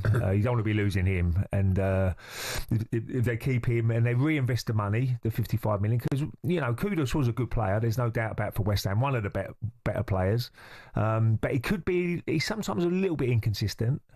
He could go out of a game, but Spurs are getting look, 2 good signings there, I must admit. Kudus, and if they can get the best out of Kudus, he can make things happen. And for me, Gibbs White is the one. Yeah. He's a great signing for Spurs. I'm intrigued what happens with Maddison now. Anyway, you're going to have a bit of golf after the show today at 10 o'clock when we finish. Because right now we're going to talk a bit of golf. One of the great sporting weeks of the year is almost upon us in the Open Championship, but this year coming from Royal Portrush. Now, before that, the players arrive in Northern Ireland next week. The Scottish Open got underway yesterday. I did watch it, giving players vital links practice before the big one. One man who certainly has a huge advantage is Colin Morikawa. Why? Well, the 2-time major champion is teamed up with legendary caddy Billy Foster ahead of the Scottish Open and the Open Championship. The pair opened up with a 2 under 68 yesterday, and they tee off the second round later today. So a great pleasure to say a very good morning. The man himself, Billy Foster. Billy, morning. Morning, Billy. Morning, fellas. How are you? Very well. Billy, how was it, first of all, yesterday? I watched it. It looked great conditions. Yeah, it's been great, Nick. I've just woke up now. You got me up early for talkSPORT, like you, Ray. It's the 5th sunny day in a row in Scotland. What's going on, Al? I know. But mind you, it's a lovely course, North Berwick, isn't it? It's beautiful up there. Yeah, it's a nice part of the world, mate. Yeah, it's class. It's a beautiful spot, and it's good preparation for next week's tournament. Were you pleased with your man's performance yesterday, 2 under? I don't know how it finished, who was in front after the first round, but I know Rory, I think, finished strong as well, and he'll be one of the favourites for the Open. But what about your man today? Does he enjoy playing links? Yeah, he does. Yeah, listen, he's one of the best iron players out there right now. You know, he's obviously had his little issues on the greens at times with the putting, but he looked pretty solid yesterday. Hit a great opening tee shot, and then I may as well play the next one. He topped it about 100 yards. I made a 6 on the first. I thought, I'm just a jinx. No, he played lovely after that. Unfortunately, finished with a couple of bogeys in the last 3 holes. But 2 under par, solid start. So onwards and upwards, mate. Billy, obviously caddies play a massive part in any, golfer going round, and can you see it sometimes in golfers where they're losing it, and you've got to try and say, come on, look, one more good shot here, and we're back in it, and it must be it's mentally so hard, isn't it, golf? Oh, absolutely, mate. I mean, it's I've worked for so many different types of psychopaths. It's a joke, it's they're all nutters, every one of them. But yeah, you can obviously judge the mood swings and situations change, and it's part of the job. You sort of like you're the navigator to the rally driver, really, and you're providing the information, and you got to judge the mood swings and know when to say the right thing and jam up, and certainly know when to keep it quiet for a minute or two at times, just to give them a breather. But you've always got to attack them and get them back in a positive frame of mind, When you get on that, sorry, Al, just when you get on that practice area, I mean, before you tee off, can you see it straight away if he's going to have a good round, or sometimes he's just losing them a little bit, or is it can change very quickly when you're on that first tee? No, listen, it can change very quickly. I mean, I've been out there and seen guys on the range and absolutely dogging it. Yeah. And then they go out there and play the round of their life. It's, as you know, it's the most frustrating game going, and it's always the unexpected can happen at any time. It's but obviously having a strong mental attitude is a massive part of the game, as you know. Yeah, Billy. What about just moving ahead now to the Open, Royal Portrush? Obviously Rory's going to have a massive support. Shane Lowry must have a big support as well. Is it one of the best? Is this one of your favourite courses? Because people tell me it's just wonderful. Yeah, it is an amazing golf course. Yeah, I mean, out of probably the 12 courses that are on the Open Rota, I really like Birkdale, Muirfield, Turnberry. But Portrush is up there in the top 3 or 4 of them for sure. Wow, it's a fantastic golf course. And looking ahead again, Billy, how are you going to cope with this Ryder Cup? People are already calling you a traitor. Yeah, which I think is a bit strong, Billy. I think it's too strong. Hey, listen, there's one thing, Al, before you go any further. I'm working this week and next week. That's it. It's only a 2-week dig with Colin. If by some minor miracle he won the Open next week and offered me the job, obviously I'd have to say, well, I'd love to work for you, but I could not work the Ryder Cup for America. Let's put that on record right now. Well, that's a belter. Hey, you've done 16 Ryder Cups and you bleed Europe. Yeah. It'd be like me scoring an hat-trick for Man United against Leeds. I was just about to mention that. I was just going to say that, Billy. You got your old Leeds out on there. You must be delighted last season, and the season coming must be so exciting for Leeds fans now. They can get off to a good start, and it'll be packed when at Ellen Road every week. Oh, it's great. It'll be a great atmosphere. Yeah, the atmosphere. I went to a lot of games last season, and the atmosphere was incredible the last couple of months. Especially the Sunderland game was just amazing when they scored in injury time. They're very passionate fans, as you know. It's great to see they've got plans in to make it 55,000. It needs it because there's 25,000 fans or 30,000 fans on the season ticket waiting list. They're set of nutters, but it's a great atmosphere. Obviously, it's going to be very difficult. I've seen they've made a few signings, but there's none that you go, wow, what a great signing that is. But you never know. They signed Tanaka last year, unheard of, really, and what a crown jewel he's been. If they pulled out a couple out of the bag that, your Bournemouths and your Brightons and your Brentfords do, you never know. It's obviously it's a case of trying to, avoid going back down, and if you're building it after that. So massive club, sleeping giant, always has been. Billy, just one last one from me. Delighted to see Lee Westwood back in the Open. He comes over, Dundonald links, wins it, back in the Open, so I'm delighted for Lee.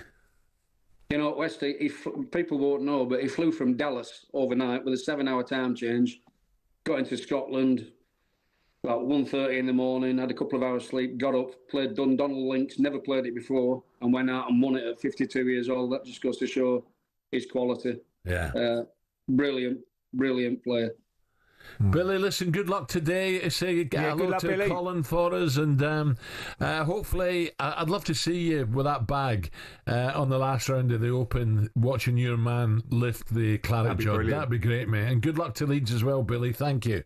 Thanks, fellas. Have a good day, mate. You're welcome. There you go. Top caddy. Everyone's got a great thing. Great words to say about Billy. Billy done some speaking down my local course, didn't he? Thornton Park. Yeah. Which was not too far away from me. And he was brilliant, they said. Absolutely some cracking stories. They got some cracking stories. Well, will do. He caddied for Sevi as well, absolutely. I mean, some top players he's caddied for. You're right, Al. There's a good mention at Lee Westwood. He's done so well there. Brilliant. Fantastic to see him back. And that's true what Billy said. He got off the plane. It's great to see the old player. I was gutted back before Ian Poulter, because Poulter was in it. He nearly got there. And his boy. Justin Rose, it's great to see him still competing. Coming second. US Open. Remember we spoke to Justin over at Brockett Hall? Yeah, great lad. Great lad. Right, still to come on breakfast. Superstar Breakfast preview on talkSPORT with Travis Perkins. From excavators to skips or cement mixers to pressure washers, Travis Perkins Hire has all your landscaping needs covered. Yeah, Forest fans, get in touch. We want to hear from you this morning. You've lost your best player to a club that finished 17th last season. How difficult is it for a club like yours to maintain success when you always seem to lose your best players to the so-called top 6 clubs? talkSPORT's Max Scott still crying outside, running out of tissues. Just how much of a disaster has this summer been? Alanga set to leave the club as well. 03717 223344. Let us know. Your legend Gary Birtles will be with us at 8 a.m. to tell us just how bad this summer has been. That was a look ahead with our good friends at Travis Perkins. Superstar Breakfast preview on talkSPORT with Travis Perkins. It's easy to hire at Travis Perkins with a Travis Perkins trade account.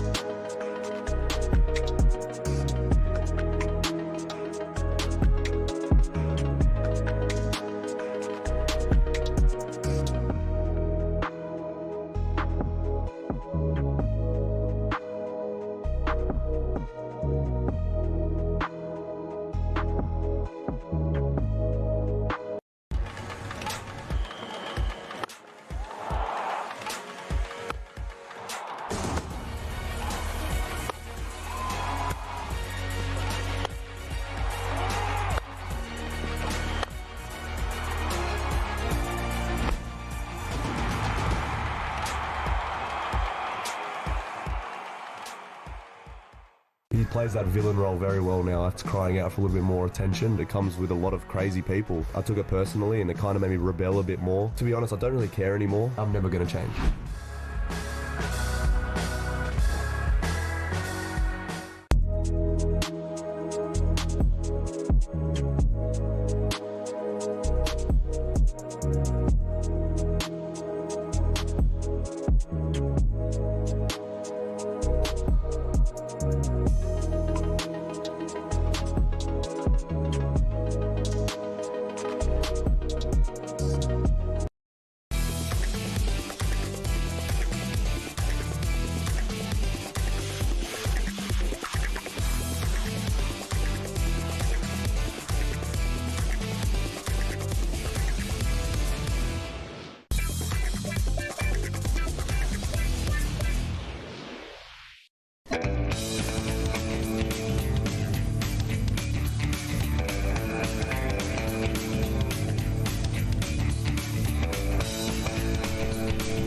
Coming up 10 minutes to 8 o'clock, talkSPORT Breakfast, Ray Parlour.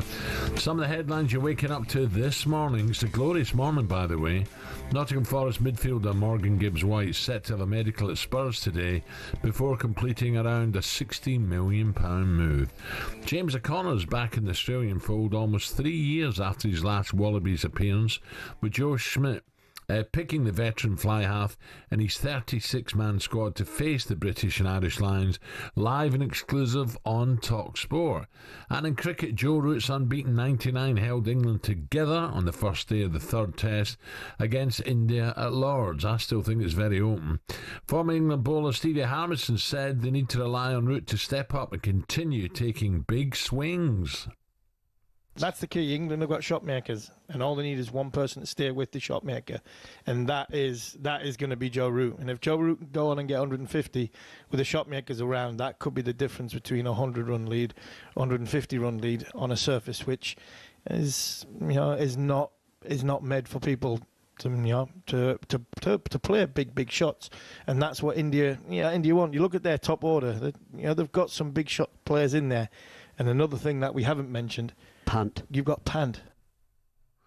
Ray, I don't know if you watched it. No, I didn't watch it. It was fantastic. Was it? Very busy. It's a great day out, isn't it? Oh, it was boiling. Fantastic day out. Chopper was telling me 10 o'clock they all go down on the first day and pop the champagne down on the boundary. Is that right? The stewards loads of people do it, and the stewards have to come and get rid of all the corks. Yeah, I've been a couple of times to Essex, down at Chelmsford. That's good. That's a good day out. Yeah, it's a lovely day out. But I've never been to an England game, to be honest with you. They tell me Chelmsford racetrack now, not just for the racing, some of the concerts they're putting on. Oh, unbelievable. 25,000 people there. Yeah, no, it's getting bigger and bigger every year, Al. And they're getting better acts. So, yeah, and that's a great day out as well, Chelmsford races. Yeah. Well, we're down there soon. I was just about to say, Al, how do you know it's a nice morning? Outside. When I left, the sun was coming up. We ain't got no windows though. Yeah, no. It was no. But I woke up very early. It's for 4 hours ago. By the way, at 4:30, the sun comes up. It's now. lovely. It's lovely. Don't forget, if you're abroad, you can also listen to live If you're abroad, you can also listen live ball-by-ball coverage of England against India by visiting the talkSPORT Cricket YouTube channel. So have a go at that. Now, Max is back with us for a bit of this. Stick a load of singles in there and then they fall in love.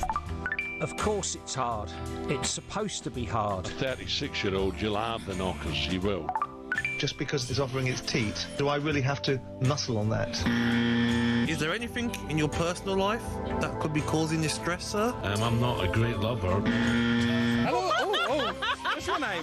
Sarah Louise. Sarah Louise, fuck, you're up for it, aren't you? I was in love at the time, that's what I was doing.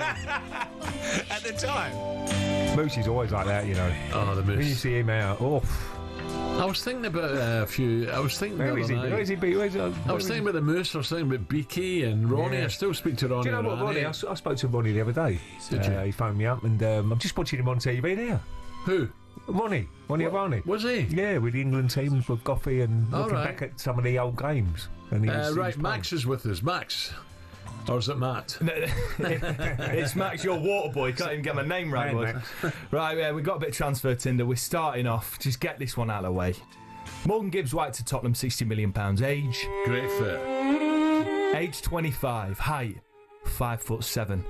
Short in height, but a tall list of broken hearts. The little nipper played on the field on loan a little bit while still with his first sweetheart Wolves, hurting the nice folk of Swansea first, then teasing the good old people of Sheffield. Once he finally severed ties with Wolves, love seemed to be in the air. He's been around then. He's been around the block, he's a one, mate. Love seemed to be in the air on the banks of the River Trent. Memories were being built, trips to far-flung reaches of Europe were planned, but alas, a flirt from London's turned his head, and don't trust that he won't have his head turned again and slither away. You said you weren't going to boo him when he comes back. I'm not going to boo him. Why are you snarling then? Well, because I'm still a bit hurt. It's still sore. Ray, are you going right or left? What? He's a great sign for Spurs. I mean, I feel sorry for the Forest fans. I'm gutted for him, really.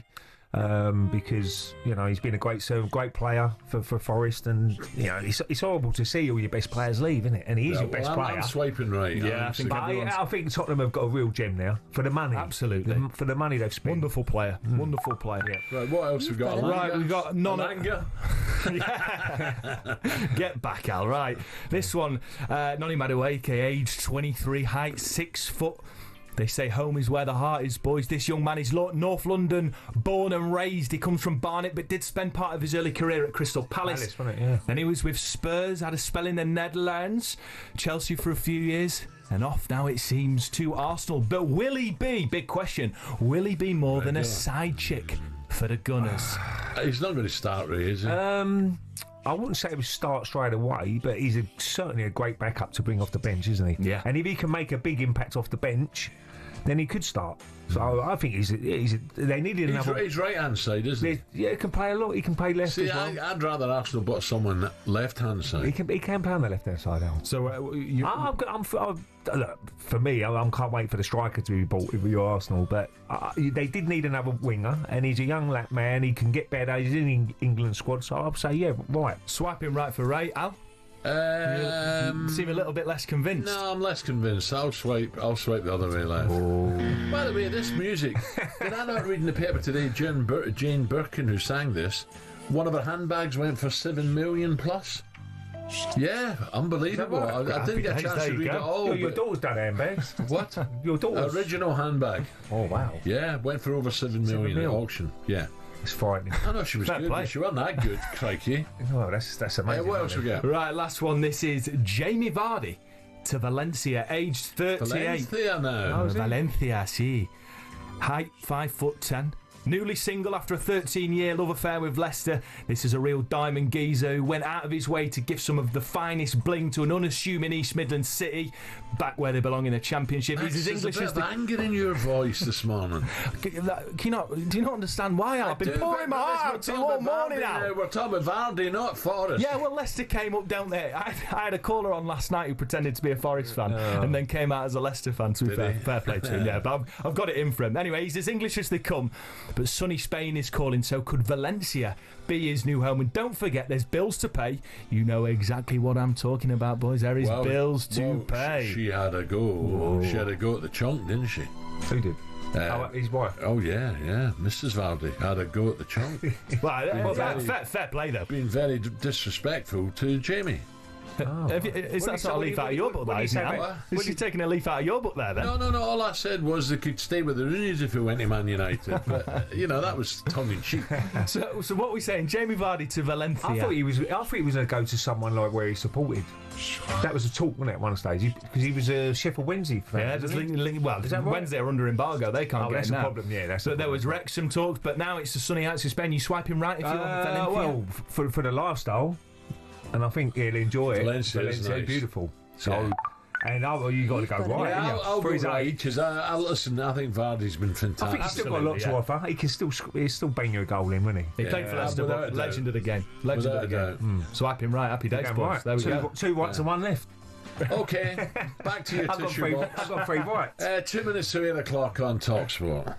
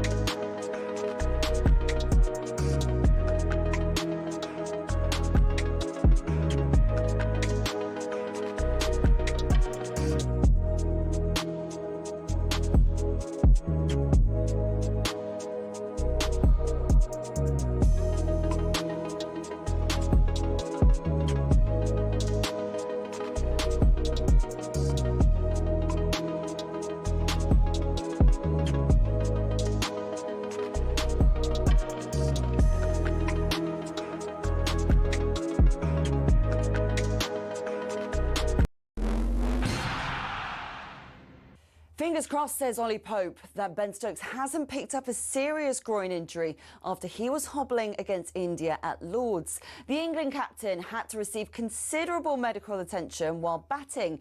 His side finished day one at 251 for 4. Joe Root will resume on 99 not out this morning. Former England bowler Steve Harmison praised yesterday's performance. I think the day has been made by somebody who isn't part of the Bazball. He's not the driver of that bus, is he? He sometimes sits at the back, opens all the windows and tries to let the air in just to sort of slow the bus down at times. I thought it was a wonderful innings. Elsewhere, talkSPORT understands Noni Madueke has agreed to join Arsenal for £52 million. We're expecting the Chelsea winger to sign a 5-year deal. On the other side of North London, we're also being told that Morgan Gibbs-White is having a medical at Spurs today. The club have triggered his £60 million release clause at Forest, who are also on the verge of losing Anthony Elanga to Newcastle. talkSPORT's Forest guru Max Scott reckons Thomas Tuchel may have unintentionally played a part in this deal. What Thomas Tuchel did there, whether he meant to or not, is he sent a message to Morgan Gibbs-White, he sent a message to Callum Hudson-Odoi, any players in that Nottingham Forest squad that might be near a call-up, and he said, ultimately, you need to play for a so-called bigger club if you want to play for England. For all the latest transfer news, head to our live blog at talksport.com. Host nation Switzerland reached the quarter-finals of the Women's Euros in dramatic fashion after a 1-1 draw against Finland, who are out of the competition. The Swiss scored a stoppage-time equaliser to progress at the expense of their opponents. And at SW19, it's the men's singles semi-final day. Carlos Alcaraz and Taylor Fritz are the first game on centre court, followed by Jannik Sinner versus Novak Djokovic. It comes as Amanda Anisimova knocked out the world #1 Aryna Sabalenka yesterday to set up a final with Poland's Iga Świątek. For all the latest on these stories, head to talksport.com.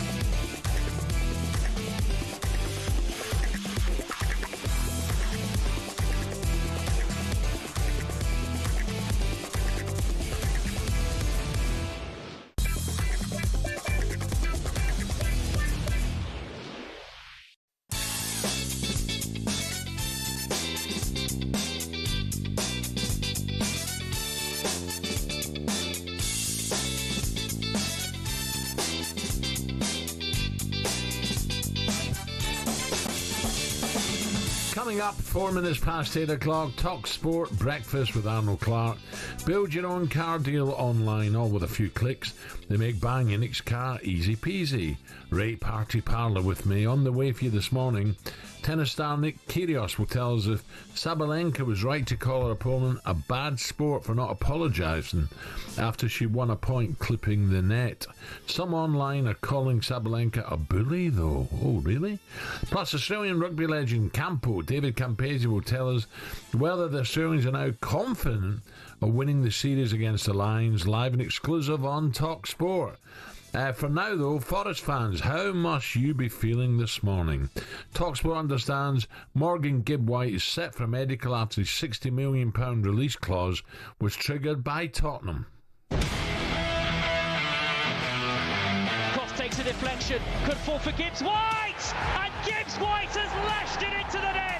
Breaking news, Tottenham have triggered the £60 million release clause of Morgan Gibbs White, who's due to have a medical at Spurs. Clearly Morgan Gibbs White has given his blessing to Spurs to go and trigger that release clause. I think if they can get this done, Tottenham, that's another really good piece of business. You've just secured European football for the first time in 30 years when there are no issues with PSR. This is a great move from Tottenham. Nottingham Forest must be gutted. Here's Gibbs White into the near post. He's flicked on, and it's in. Brilliant. What he does for that team, everything goes through him. Spurs are ripping the beating heart out of this Nottingham Forest side. We're making a pittance for one of the best up-and-coming players in this country. It is shocking. I should laugh to be a Forest fan. Because what a great season last year. Brilliant. Absolutely. You know, it was a magnificent season. The City ground was buzzing every week, and they enjoyed to play some great stuff last year. And, you know, whether the expectations have gone up a little bit of your Forest fan, I think they're still realistic. It'll be a tough season again next year. Probably not as good a season, No, because, you know, they everybody thought they would drop away a lot before they did. If you know, it's just that squad depth probably just let them down a little bit last year, where they had a couple of injuries and it affected them.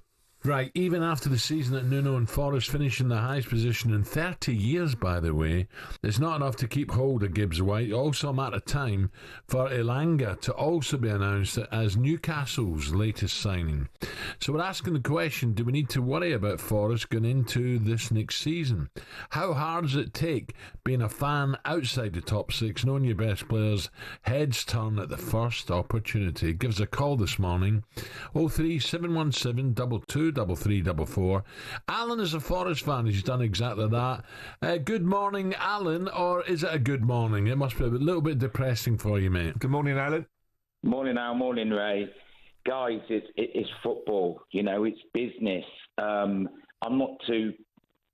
I'm a little bit disappointed that he's left because he's had a great season. European football next year. We've got a real passionate, progressive owner who's committed himself to invested in the club more and more.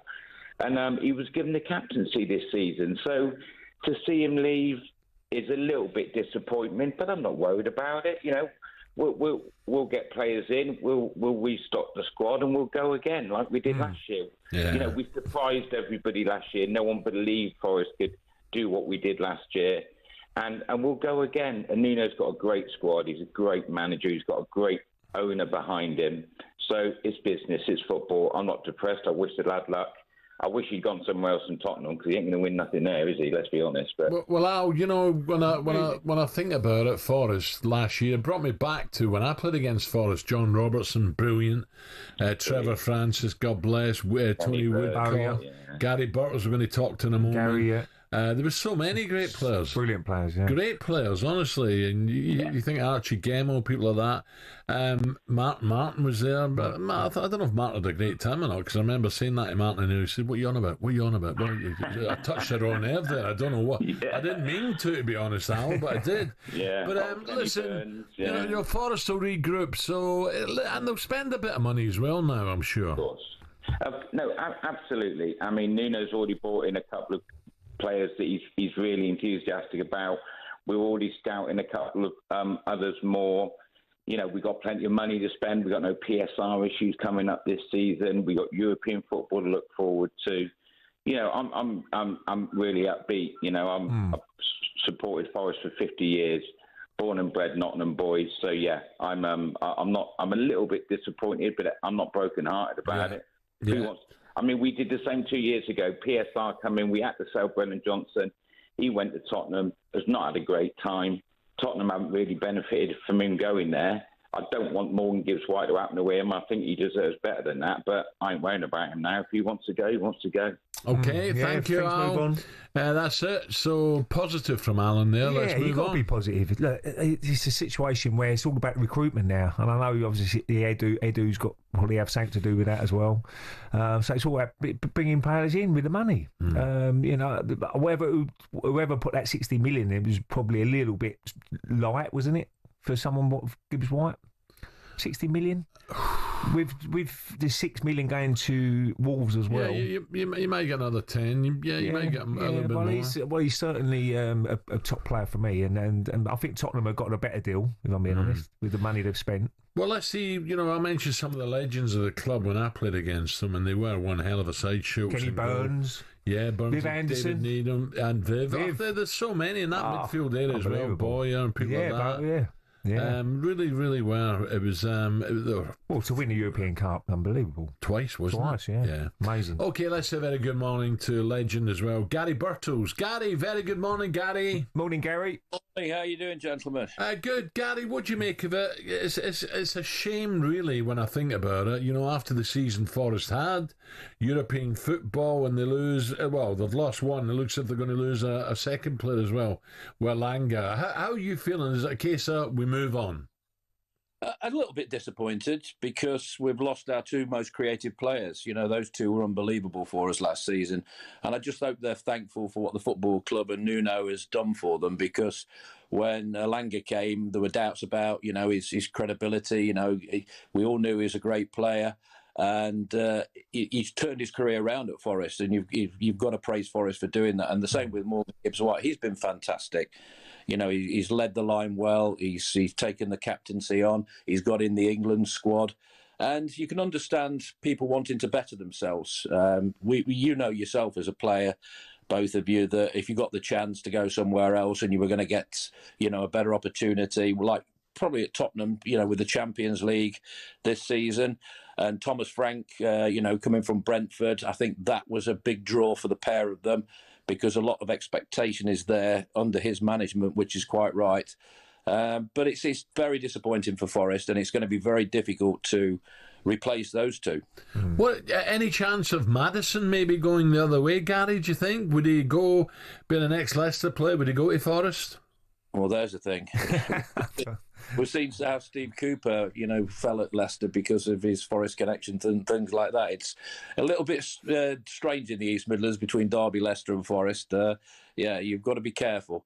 Anybody with that quality, who will come to the club would be fantastic. I think McAtee as well as being talked about. Those sort of players would be fabulous. We saw Elliot Anderson come from Newcastle, and he was superb last season for us. There are players out there. We've only signed 2 at the moment, but hopefully more to come. Signings coming in. Gary, I know you go to a lot of the home games, and I'm sure the atmosphere was unbelievable last year. Going back to when you probably played for Forest, when you was doing so well. Is there any good young players coming through the ranks, or because you're hoping someone out of that academy can get a chance, or anybody coming through, Gary? No, I don't think there's anybody on the fringes at the moment. We've seen nobody, on the bench last season. I don't really know the full story down there regarding academy players, but it'd be nice to see, because under Paul Hart, we saw that crop of player, Michael Dawson, that era. So it's always nice to see players coming through, but it's not about the academy at the moment. It's about replacing quality of those two players. And, we just hope we're not going to lose the likes of Murillo, Milenkovic. I think we need a striker coming in, because Chris Wood, was fantastic last season. What a season. When he was, he got injured, and, that might have been a little bit of the problem at the end of the season, that we didn't quite get over the line for the Champions League. So I think the recruitment, as Ray said, is just paramount. It always is at a football club at any level. I was talking to Nigel Clough yesterday, and he's at Mansfield, and he's bringing players in, and he knows how important it is to get things right. So it'd be interesting to see all that money spent in the right areas. But Forest have done brilliantly in the recruitment. Ross Wilson's been magnificent, and I can only hope that we do bring quality players in. The 2 we brought in are Brazilian, from Botafogo. It's going to be an interesting few weeks before the season starts. And obviously, with Morgan going to Tottenham, Kudus has gone as well. So 2 midfield players fighting for places among the other players. We also saw what Tottenham did last season. They had a terrible season, apart from winning the trophy. that just saved them a little bit. But I think under Thomas Frank coming in, now there's a big opportunity for players to go there, prove a point, and get themselves, where they think they belong in the top 6 again. Gary, take care, mate. Enjoy, and good luck. Thanks, for Gary. us, of course, Conference League as well. Cheers, Gary. Thank you. Gary Burtle's there. God, there's some players for us. You're just going through them now. There's some brilliant players. Tony Woodcock, wasn't it? Back in I saw Woody Trevor, not long ago in Langens. Like Trevor was lightning. Robbo was one of my favourites. Yeah, John Robertson, proper old school winger. He just on the left foot, bang. He had about a 5-yard burst and then whipped the most beautiful balls into the box. Great for strikers. Yeah. You know when to make your runs, didn't you? Correct. Coming up, Ray will tell us whether he would go, where he could go if we could time travel. Right? Would it be very far into the future, the next time Arsenal win a trophy, or would he go back in time? We all know he loves World War II. What? Winning the war was unbelievable, wasn't it? The party they must have had when they won the war. Blasé, wasn't he, Winston Churchill? He went for things and we think, well... he loved a bevy, didn't he? Well, obviously cigars and, it could have gone either way, but it was unbelievable how they took chances and it come out on top.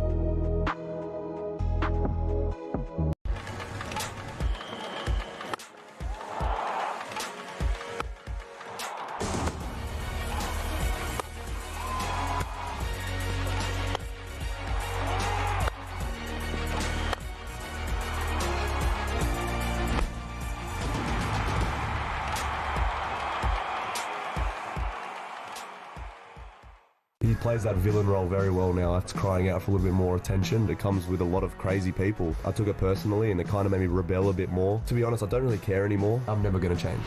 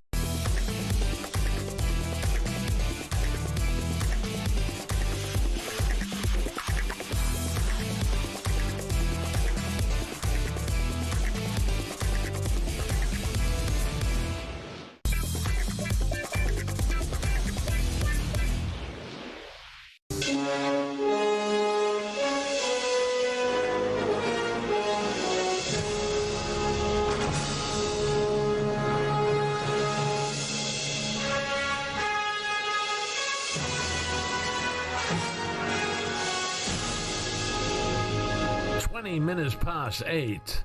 20,000 light years ahead. Ray Parlour with me, right.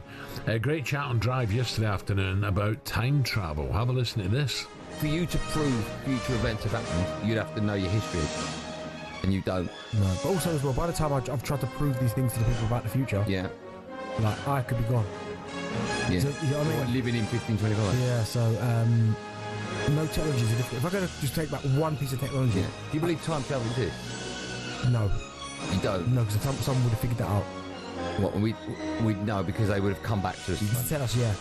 We'd figure out how to go back in time. But I've always heard that you can't go back. You can only bend time. Yeah, like a millisecond interview. Yeah, so then that's how you get like certain parts of the timeline is like. If you watch Interstellar, you understand what I mean, but you haven't watched it. What are they talking about? I know. What are they talking about? I was looking at the news up there. I was looking at the weather. Zuni Fireball XL5. I wish I was a spaceman. You get the lottery numbers there, wouldn't you? Go forward. Dear. If you could Especially time travel, Ray, where would you go? What? If you could time travel. What sort of era? What do you mean? I'm not any sci-fi. Something I've No, never not thought mine. I'd love to see Arsenal win the league again. So if you could go forward and see that they do that, it's something to look forward to, won't it? In 5 years, 2 years, next year, who knows? You'll be paying me $5,000 before that. Yeah. I said, to be fair, last week in Portugal, I was like, I think I've overdone it. Time travel would be good, though. It would be good if you're having a little bet, wouldn't it? If you knew Absolutely. what was That's what I'm saying about you. The lottery numbers. Yeah. The Euro Millionaire. No, that'd kill me. That'd be nice. Time now for the latest odds with Coro, and here he comes, the Rochdale spaceman, John Hill. The Coral Daily Download on talkSPORT with Coral. We're here for it. 18 plus, BeGambleAware.org. Hey up, John. How you doing, John? Good morning, boys. How we doing? I wouldn't mind knowing that first win at Newmarket today, would you? Big. By the way, I didn't look at the results today.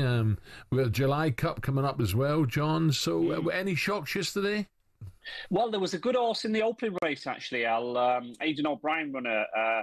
It's been cut for the St. Ledger. Scandinavia, very well backed it was for the Bahrain Trophy. Now 6-1 for the St. Ledger from 20s. So that could be one of Aidan O'Brien's classic runners at Doncaster. What else did we have yesterday? Godolphin won the big one, the Princess of Wales Estate. Do you know what? I fancied that. Yeah. And I sat there thinking, well, I give Party Parlour a ring. But he was on the plane coming back from Portugal, so my bookie line was out. Yeah, no, but I think why don't you just put it on? No, I'm not having an account. No. He's not allowed, John. Jill won't let him. Yeah, Jill correct. won't let him. It's dead true. What we got today then? Well, today it's the Falmouth Stakes, Group 1 Falmouth Stakes at 3:35. Right. That's the feature race of the day. And again, we always say it, don't we? Aidan O'Brien's the man to look out for, and he's got the favourite here, a filly called January, who she's had plenty of appearances, actually. She's not short of experience for her age. 8 runs, finished third at Royal Ascot, if you remember, in the Coronation Stakes. And just as we saw at the Coral Eclipse last week, Dalacroix, he built on that big performance early in the season, bounced back, I should say, from his Derby performance and produced a big run against the older horses in the Coral Eclipse. We'll see if January can prevail today. So, yeah, looking forward to that. And then tomorrow, the July Cup you've mentioned. Yeah, interesting here, Noble Speech, former 2,000 Guineas winner, dropping down in trip to 6 furlongs. Yeah, so he's the 11-4 favourite for that one. Has anyone done that before, John? Not that I can recall. I should imagine it's probably been done over the course of time, but nothing in recent years. A mile down to 6 furlongs. Normally, when you step up to a mile, they stay at that distance or go up to 10 furlongs, 12 furlongs. But to go the opposite direction, they must think he's got a lot of speed. He's got a lot of class. We know that to win a British Classic. But can he beat the sprinters tomorrow? That course, July course, it is undulating. It's not just as flat as what it looks like. No, you're absolutely right. It is that, yeah. It's a great meeting, this 3-day meeting in Newmarket. And it's going to be glorious over the next few days, isn't it? Next couple of days, it's going to be absolute roasting there at HQ. So it should be a great 2 days racing. So, John, what do you make of Lords now? All the boys are saying great day for England. I'm not so sure. I think it's just still even Stevens for me. You're right. It's going to be a key. I'm going there later today. Actually, I can't wait. I've got the Factor 50 ready and the the bag of food and drinks ready for the Get your afternoon. glorious Goodwood Panama hat on. That'll go down well there, absolutely, with the Lords members. Look, I think it's going to be a crucial couple of hours, isn't it? I think England batted sensibly yesterday. It was anything but baseball, wasn't it? It was so sensible from Joe Root, who sits overnight on 99 not out. I wonder how he slept last night, knowing that he's one run away from that century. I think all 17 players that have been overnight on 99 not out, they've all got on to get their century. So the signs are good for Joe Root. I think the signs are good for England. I think if they can get over 300, 350, I think that'll be a good score on this wicket. It looks to be a tricky batting wicket, but we need to wait news for Ben Stokes. He picked up a groin injury yesterday. How's he going to be feeling? He's going to be needed with the ball in his hand later in the match. So hopefully the news from Ben Stokes will be positive this morning. In terms of the betting, England 5-6, odds on at 5-6 to prevail in this Test match. India 5-2, the draw 11-4. So it's nicely poised and a key couple of hours, I think, this morning now. John, I don't know if you've got this, but have you got the Club World Cup final? Yes, obviously, big game. Chelsea have made a lot of money already from being in it, but if they can win it as well, what sort of price are they? I'm guessing PSG will be big favourites. They are, 1-3 PSG to lift the trophy. Ray, Chelsea 9-4. PSG have just been unstoppable, haven't they, this season, winning the Champions League. And then they just absolutely took apart Real Madrid the other day. Not just the quality they had, but I was so impressed with their work rate. Ray, from 1 to 11, every player seems to know their role in this Luis Enrique team, don't they? And they're going to take some beating, but Chelsea are there by merit. Fair play to Chelsea. 9-4 for them to cause an upset. And as you say, financially, we've made a good few quid after this, haven't they? Definitely. John, what about Wimbledon? Great day at Wimbledon today. It is, yes. Semi-final day in the men's tournament. Carlos Alcaraz taking on Fritz in the first semi-final. 1-6 Alcaraz looking for a third straight Wimbledon title this year. And then the second one is blockbuster. Yannick Sinner, the world number one, taking on Novak Djokovic, who you said earlier this tournament, Al, you're not going to write Djokovic off in this tournament. Well, he's the underdog today, 9-5 to beat the Italian. 2-5 Sinner. Both players have had injury problems. They might not be 100% fit going into this, but do you think Djokovic can reach another Wimbledon final? I would not be taking 2-5. I wouldn't be taking odds on Sinner, not Djokovic. I wouldn't, not in a month of Sundays. Chance. No. Don't get me wrong, he's a great player, but Djokovic rises to the occasion. Yeah, he's an unbelievable, strong character. He's got all the shots. Yeah. Djokovic will give him a tough game. Don't worry about that. I think the value's there. John, have a great day. Enjoy, Lords, okay? Thanks, pal. Cheers, John. Cheers, gents. John Hill's there from Coral, okay? Coming up, we're going to talk Wimbledon with Nick Kyrgios around 8:45, but we're going to talk rugby next with the top man, David Campese. He's upset a few in Australia, but he likes doing that, doesn't he? Okay, 8:28. The Coral Daily Download on talkSPORT with Coral. We're here for it. 18+, begambleaware.org.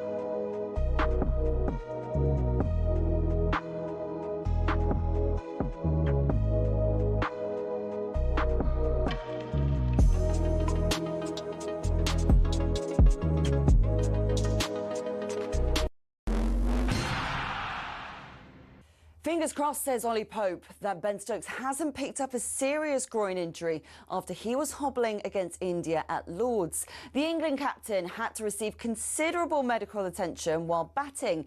His side finished day one at 251 for 4. Joe Root will resume on 99 not out this morning. Elsewhere, talkSPORT understands Noni Madueke has agreed to join Arsenal for £52 million. We're expecting the Chelsea winger to sign a 5-year deal. On the other side of North London, we're also being told that Morgan Gibbs-White is having a medical at Spurs today. The club have triggered his £60 million release clause at Forest, who are also on the verge of losing Anthony Elanga to Newcastle. talkSPORT's Forest guru Max Scott reckons Thomas Tuchel may have unintentionally played a part in this deal. What Thomas Tuchel did there, whether he meant to or not, is he sent a message to Morgan Gibbs-White, he sent a message to Callum Hudson-Odoi, any players in that Nottingham Forest squad that might be near a call-up, and he said, ultimately, you need to play for a so-called bigger club if you want to play for England. And at SW19, it's the men's singles semi-final day. Carlos Alcaraz and Taylor Fritz are the first game on centre court, followed by Jannik Sinner versus Novak Djokovic. For all the latest on these stories, head to talksport.com.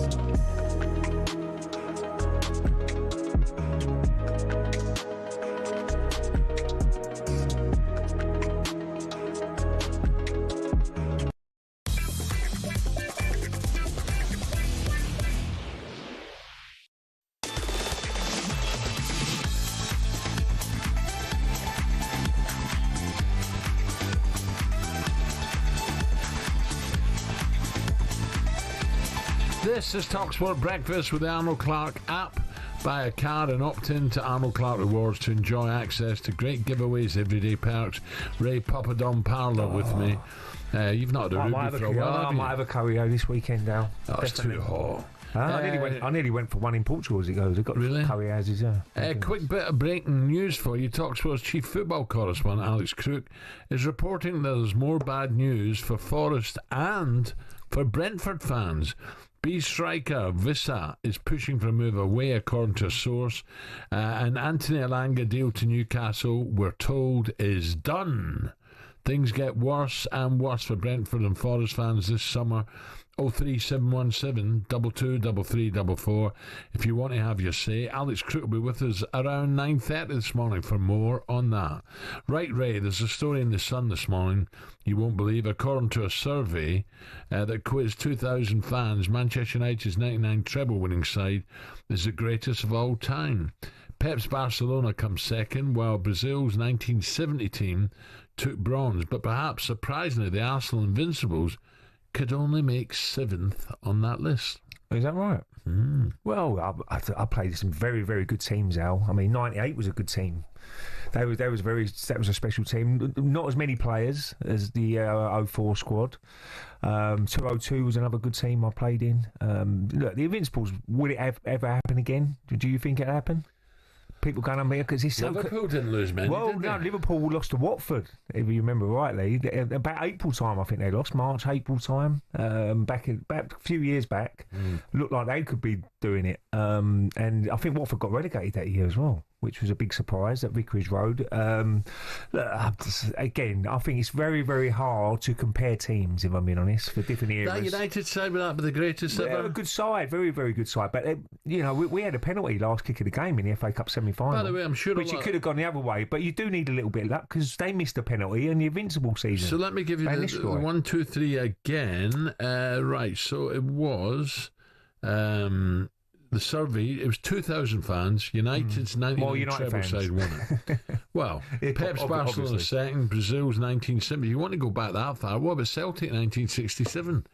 from around. You said Gary Burt was on Forest. Had a great side. Yeah, but Celtic, the first starting 11 was like within local 20 minutes of Glasgow, and they won everything that year. Everything they went. Well, for, they've got to be in the conversation as well, then, haven't they? Being that, but it's all about opinions. That '99 team was a fantastic team. It really was, and Manchester United were the team to beat all in the '90s, really, until Chelsea obviously had a run under Jose Mourinho. 2005, Arsenal dropped off a little bit after that when they moved stadiums.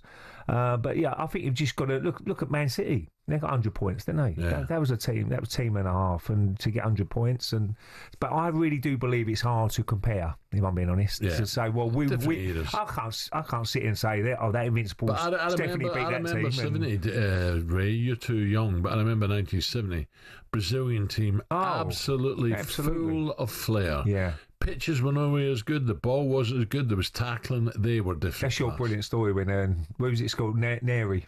Was that year? David Neri. He smashed one in. Oh, God. What was he doing? He woke him up a little bit, the Brazilians. Did he? But look, they've always been well known for a great side, haven't they, Brazil, over the years. Well, they play freely, don't they? They're free. Yeah. Control it with their heel, the skills, outside, inside. Brilliant. Some of them players, I mean, Barcelona had a team and a half. Yeah. I mean, when we was in the Champions League against them, you had Rivaldo. On the left, you had Kluivert, young Kluivert. Up front, he was an unbelievable player. You had Figo. And then you had Enrique in midfield, Cocu. Remember Cocu? Yeah, Dutchman? I do. Ronald Koeman. You know, they had some team then as well. I mean, there's been some great teams around, haven't they, over the years? Hans Krankel, he played for Barcelona and we played them. Austrian, centre forward, left foot, really good player. Yeah, Ronaldinho. Yeah, what a player he was as well, Barcelona. Right, it's time to get an update on the rugby now in partnership with Tenamen. Qatar Airways Lions Tour Roundup on talkSPORT with coverage sponsored by Tenamen. You're not the only one looking for a solid defence down under. Upgrade your protection. Visit tenamen.co.uk today. 23 minutes to 9. Yeah, that's right. The Lions are back in action live on talkSPORT tomorrow morning as the Aussies and Kiwis Invitational 15 are the next target for the Lions. This time they get there. Opening score goes to the Brumbies. We know that the story keeps on building the more pressure that there is there. Yeah, the Lions weren't good enough. There's some lazy penalties. Not a perfect performance, but we don't want them to be perfect this evening. We want perfection in the Test series. Oh, got him back and he's barreling his way forward. Up and over the 22. Keep going. 5 metres out. Can he get the offload away? Yes, he can. It's a brilliant indication of just how good a talent Henry Pollock is. If we play well, that'll help the team, but the team has to win. Lovely ball to Jones on his shoulder. Hugh Jones will score. You know, anyone that's involved with sport knows that when you're in Australia, they'll do anything to unsettle you. Now there's a pile up and there's a bit of push and shove. They're going to be really fired up about playing the British Nice Lions. David Havili could go all the way. There is a stunning try. A side that the pitch is very strong and able to play some good rugby, but at the same time winning rugby. It doesn't matter who you're playing against. When you're wearing this jersey, you're representing a lot of people. You got to make the most every opportunity you have in the jersey. The message is this is the most important game of the tour. It has to be. So, 4 wins from 4 for the Lions so far down under then, but the games keep coming. Tomorrow's game will be no doubt but another difficult one. The Invitation 15 will contain a current with some All Blacks, so the Lions will certainly have their work cut out. And with the first test match, a week away, Australia have named the 36-man training squad for the series they will pick from. We had an Australian writer on earlier who said the Aussies no longer fear the Lions and they're not having Andy Farrell as a coach. He's making too many excuses. John is now a man who knows a thing or two about Aussie rugby, so let's say a very good morning to Australian legend David Campese. Campo, morning. Morning, David. Morning. It's evening here, guys. How you going? Good. Old Gitto's been having a go at you, Campo. What's going on? Have you had a word of words or what? Don't worry about that, mate. I mean, I haven't spoken to him for 2015, and, mate, if that's his opinion. But the thing is, what happened, an Australian journalist who was pretty poor out here, who don't write about rugby, actually listened to the show, wrote an article saying that Gitto and myself are at war on Twitter. And I said, well, I'm not even on Twitter. Yeah. So, mate, that's how it is. I mean, I'm very passionate about the game. I love the game, and I just hate to see the way it's been played. So Fair that's enough. my opinion. Fair enough. So, David, what do you? I'm now thinking this is it's going to be a tight 3 games, 3 tests. Yeah. I really do. The Lions for me are slow starting. They're giving away too many tries. How do you see it? Have the Aussies got a big chance here, David? Yeah, they have now, and also today they've picked James O'Connor, which I did predict, and they should have picked. But again, I don't know much about the game. Yeah, it's very sad that. Sorry, mate. My messages are coming on the phone. Sorry. Yeah, look, I think after the Waratahs game and the Brumbies game, you could just see that they haven't got the mongrel that they used to have. And there was part of the game where the little fullback for the Brumbies, a little guy, ran into Toji and he knocked Toji backwards. And Toji's a huge man. I mean, there's no aggression. You know, you've got to actually, you know what rugby's like. I mean, we had Ackerman and Dooley, the policeman, and there was no going backwards in those days. Yeah. But they just even at the ruck against the Brumbies, the rucking, you know, the Brumbies counter-rucked a lot. And one of the traits that's been with Farrell is over the years, he doesn't commit a lot of guys to the ruck. And the problem is if you don't, you're going to get counter-rucked, and that's what the Brumbies upset. But again, the referee was disgraceful. These French guys, I don't know why they brought them out to do a local club game against the Lions. I mean, we should be promoting our young referees to give them a chance at international game, you know? Yeah. David, who would they be worried about, the Aussies? I mean, who's going to be the man that's going to set the Lions alight, or they're going to be watching him especially? Is it Pollock? No. The man I predicted is Russell. Yeah. I knew you'd like him. Hand and ball, because brilliant. He's a flair player. He takes the ball to the line, and when he plays, you don't know what's going to happen. And to me, that's what rugby should be about. But again, you know, you've lost Daly, who was playing very good rugby. Kinghorn's injured. You haven't got that flair like Driscoll in the back line or someone like that, you know. But again, it's if he doesn't play, I think you guys are in a bit of trouble. I like Russell, absolutely. He makes him tick.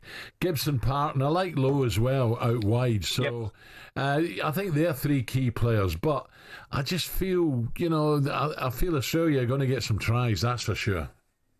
Yeah, look, I think the biggest problem, we played Fiji last week. It wasn't great, but, you know, we haven't played for a long time, which is the worst excuse in the world. Everyone knew the Lions would come in. Joe Smith said, "Oh, look, we're underdone," and I said, "Well, you're the coach, so you shouldn't be underdone when you're about to play, you know, some of the best players in the world, in the Lions who come every 12 years." So it's a bit blasé. I think it's an excuse, but I did call, and James O'Connor is in the squad, which for me, you know, the best combination is Donaldson at 10. And then you've got James O'Connor coming off the bench, who has been doing that for the Crusaders in Super Rugby for a while. And I reckon that's our key. Again, because they haven't played a lot, the combinations won't be great. There's more individuals, but the Lions, you know, really should be picking their best team for tomorrow night to give them an understanding. You can't go into a test match against Australia not playing combinations. And Alan, you know as well, the top level in football as well, you need combinations. They've got to have combinations, otherwise the things break down. David, am I right in saying they've just had a week off with their families, the Aussies? Well, mate, I actually don't. I'm not involved, mate. So I've been cancelled out here. So that's why I don't speak to anyone in Australian journalism.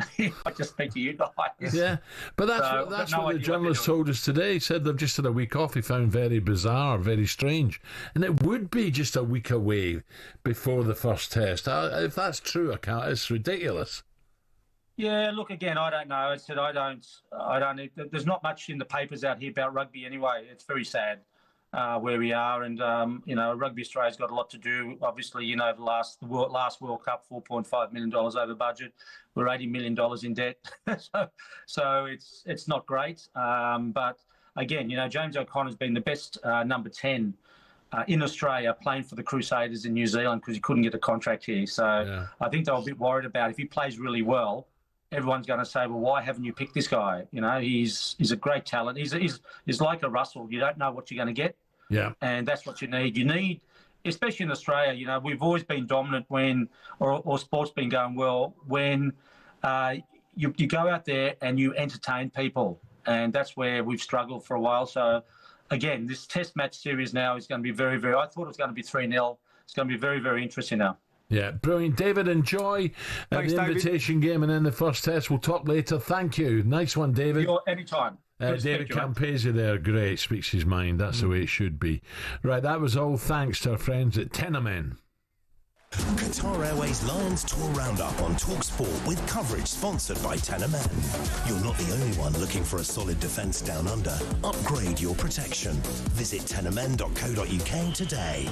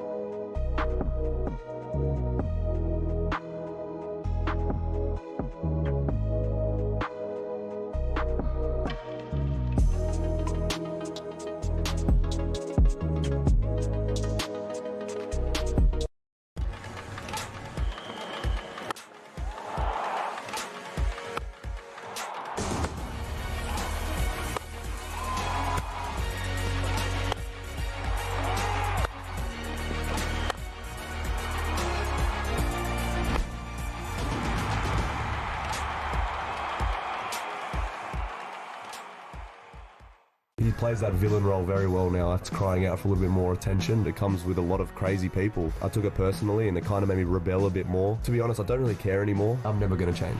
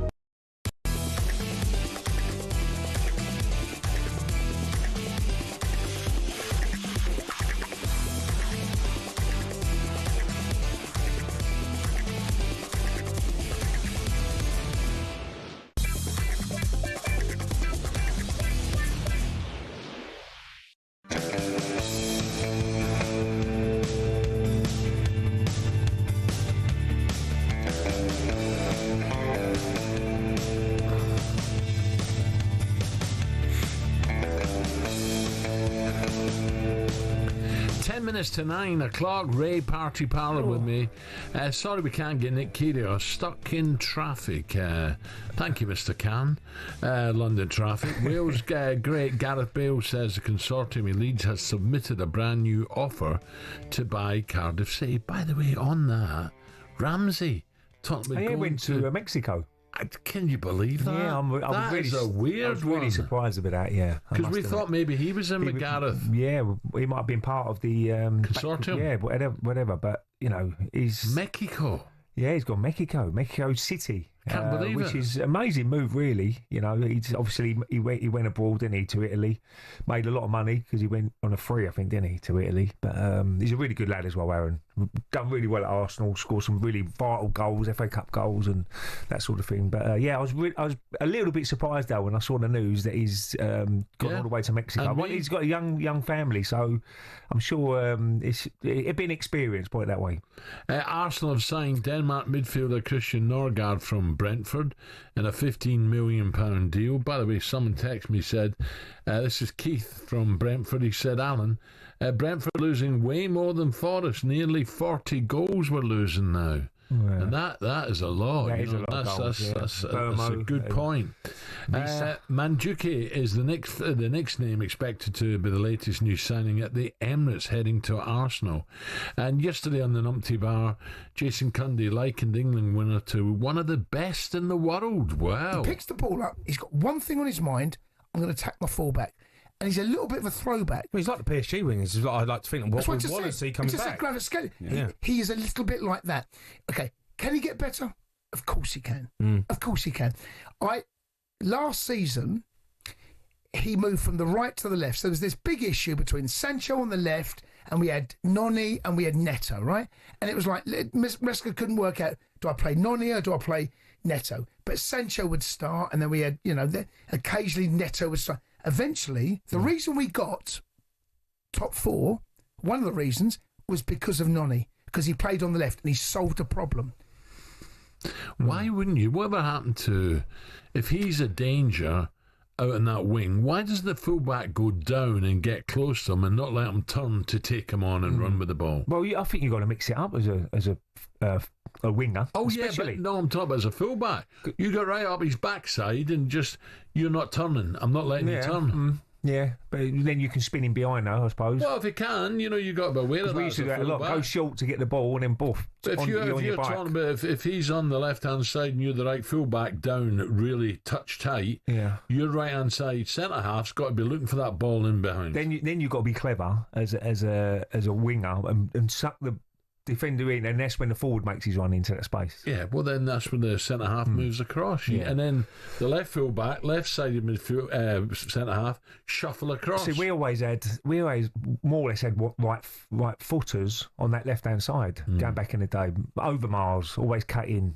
Robert Perez always used to cut in, didn't go on the outside out. But I would always say mix it up a little bit. If you put a right footer out there, then suddenly, if you have got a left foot, no, put him in, and suddenly the fullback don't know where he's coming or going. What do Arsenal do now with this kid, Nwaneri? What do they do with him? Nwaneri, look, he's got a massive future. Look, his agent's trying to do his job. He's trying to get the best deal he can for the youngster. Arsenal or away? I think you got to keep him at Arsenal. I mean, he's come through the ranks. He's seen one of his top mates, Lewis Skelly, just sign. Yeah, maybe go on loan. I don't know what the situation is going to be if they do bring in the Chelsea guy. Loan to Forest? Well, I'm sure there'll be a lot of clubs interested in him because what he's shown so far he's been excellent as a youngster. He can only get better, Al. He's got everything going for him. He's the one who can cut in on his left foot, and he's got a great shot on him. He can score goals. A little bit like Saka when he comes off that right hand side and he cuts inside.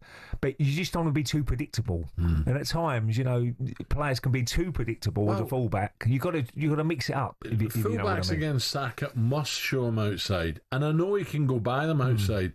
But he's not going to score on the outside. No, when he totally comes in on his left foot, really, and he's always wanting to get on that left foot. Yeah, send him wide. Yeah, that's one I can never work out. Look, even if you're playing, say you're playing against Robert Perez and people like that, don't show him inside. Yeah, that's where he's dangerous.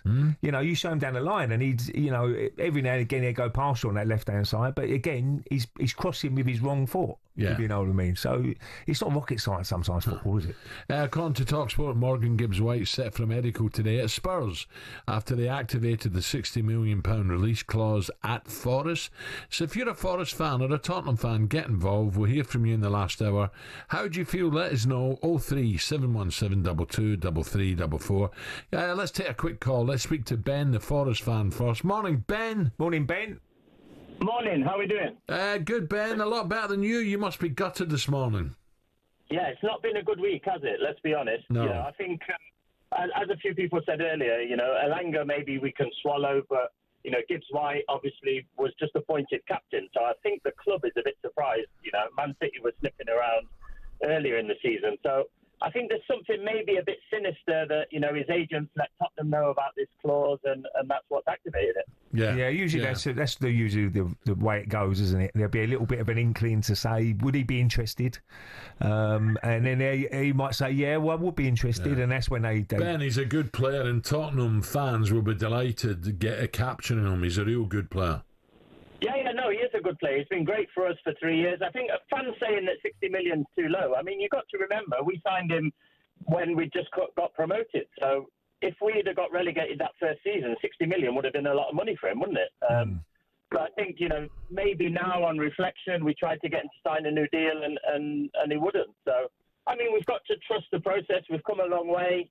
You know, let's see who we can sign. You know, I think we're in Phil Vista. We're sniffing around Fofana and a few other good players. So, you know, the window's not closed, has it? So if we can replace similar quality, you know, we should be able to stabilise again next year. Yeah, keep positive, keep upbeat, Ben. Thank you. What about Dave, the Tottenham fan? Morning, Dave. Morning, Dave. Good morning, gents. How you doing? Yeah, good. Well, Daniel's got the chequebook out, which is good news.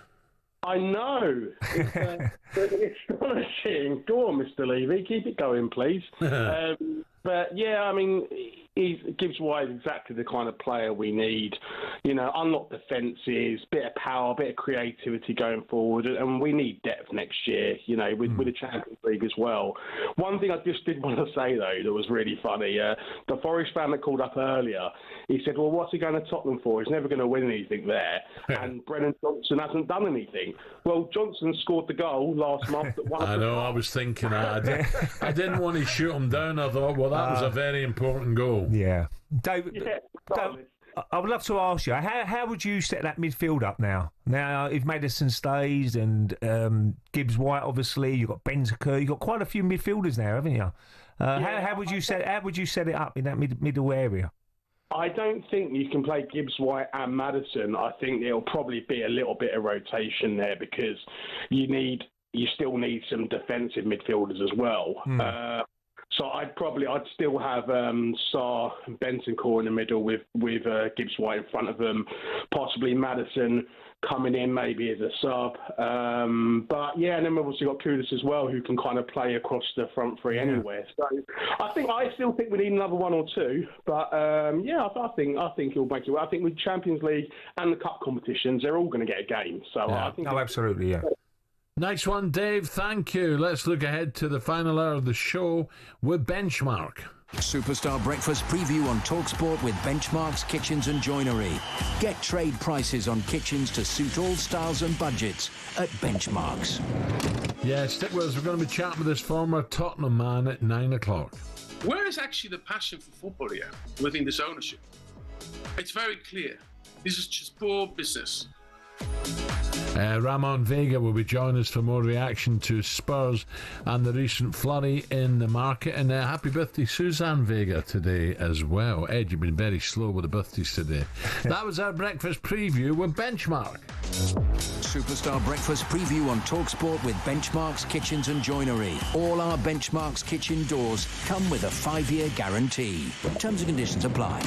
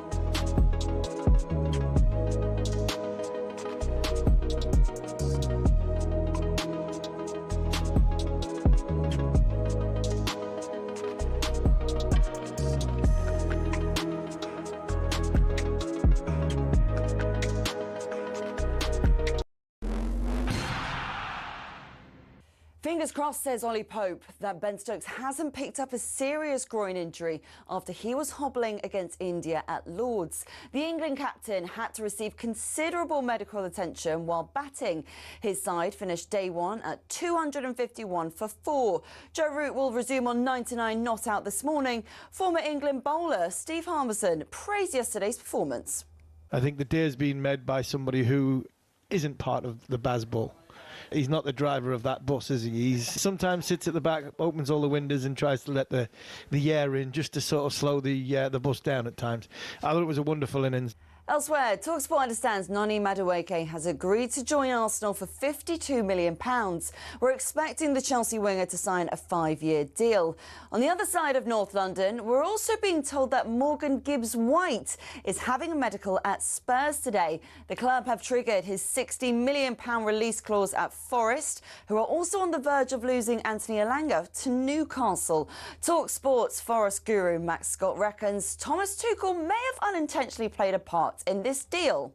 What Thomas Tuchel did there, whether he meant to or not, is he sent a message to Morgan Gibbs-White, he sent a message to Callum Hudson-Odoi, any players in that Nottingham Forest squad that might be near a call-up, and he said, ultimately, you need to play for a so-called bigger club if you want to play for England. For all the latest transfer news, head to our live blog at talksport.com.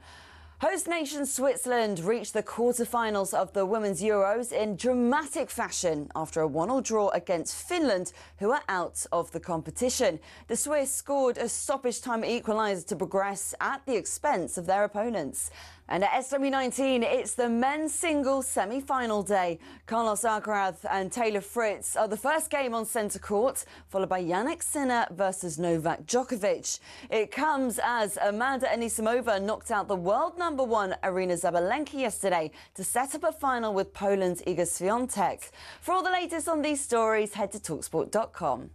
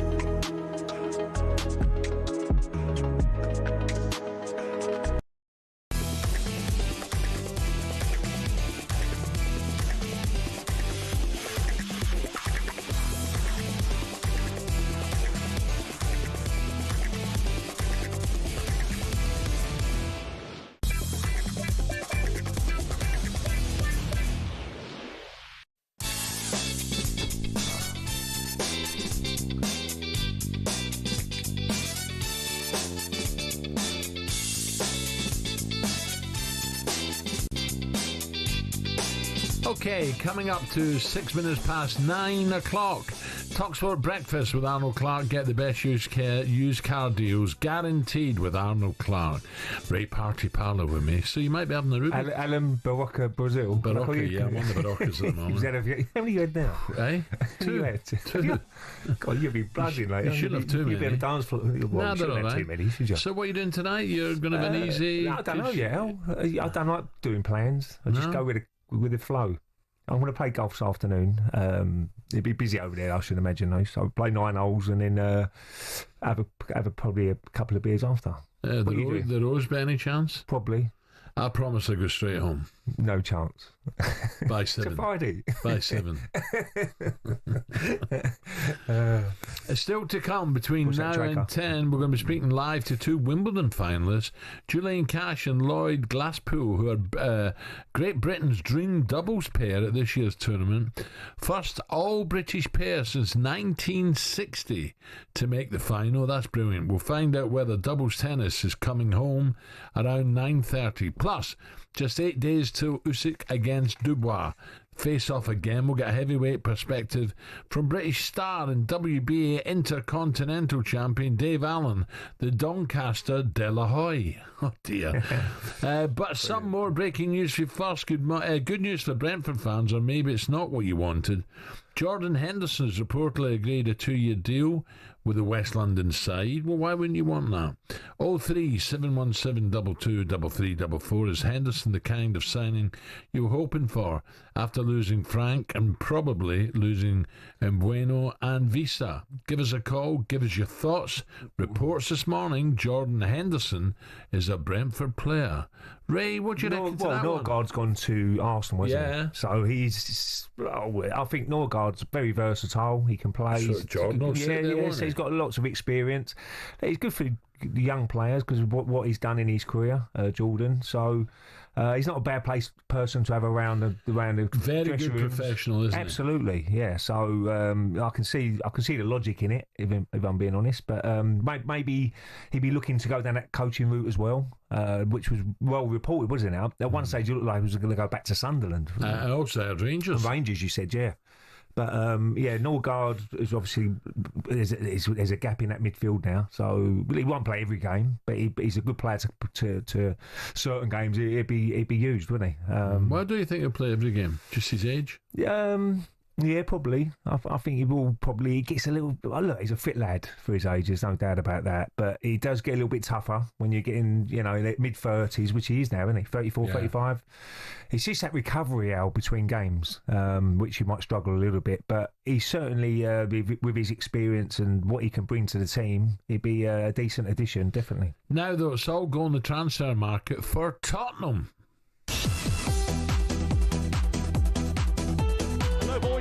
Could have shoots this time, he's not going to miss. It's into the top corner and they lead by a goal to nil. West Ham United, 18 gone, West Ham lead, Tottenham nil, West Ham 1. You want to start the season on the front foot, get some players in and go from there, and you're losing one of your best. So you probably have to say that Spurs are probably getting the better end of this deal. I still think the money was at around 50 million. 55. It feels a lot. And Gibbs White lobs it over the keeper and makes it 3-2. I think if they can get this done, Tottenham, that's another really good piece of business. By the way, happy birthday, Tony Cotty, as well. Yeah, happy birthday, Tony. Happy birthday. Yesterday, Spurs completed the £55 million signing of Kudos from West Ham, becoming the first player to make that particular move since Scott Parker back in 2011. Meanwhile, Morgan Gibbs-White, we understand, will undergo a medical today ahead of a £60 million transfer from Forest to Spurs. So Thomas Frank, it would seem, is getting back with Daniel Levy and the Spurs owners. It is fair to say our next guest has been pretty critical of in recent times. Let's bring in our next guest now. Spurs was nearly a joke at London. Yeah. Everybody was joking they're going to win something. And now we're talking about a man who's won something, he wants to be sacked. Yeah. I'm sorry, mate. Yeah. I'm absolutely gutted. Who actually really wants to come to this club as a manager? Because the condition at this club is very, very, very, very difficult to manage as a manager. The board has itself very good bonuses. They're the owners on top of that, and have a good salary as well. So I'm thinking a little bit, where is actually the passion for football here within this ownership? It's very clear. This is just poor business. Well, I can tell you the palm trees are swaying behind him. Beautiful Dubai, although it might be just as getting, close, as warm here in the UK and London it is to Dubai. Let's say a very good morning, Ramon Vega. Ramon, good morning. Morning, Ramon. Good morning, you two. How are you today? Very, very well. Basking in sunshine. Beautiful out there. Makes a change. It's always nice to have London sunshine. As you can see, I'm always in the sunshine, It's a little bit hotter, But I'm really glad you guys have some sunshine as well. Oh, lovely. Ramon, just to let you know about what you must be happy with Spurs is, at the moment in the transfer window, they brought in Kudus from West Ham, who's a decent winger. Now, Gibbs White, for me, is a much better player and a great signing for Spurs going forward. So at least they're splashing the cash for Thomas Frank. Well, listen, first of all, we have to thank Ange again to qualify for the Champions League, to get the extra money to start with, to win the Cup as well, to get extra money as well. Obviously, Daniel Levy has now some extra money to spend. So let's be honest about that firstly. Yeah. And I think I'm very, very glad now they're learning from the past mistakes from the transfer period, the last 4 to 5 years.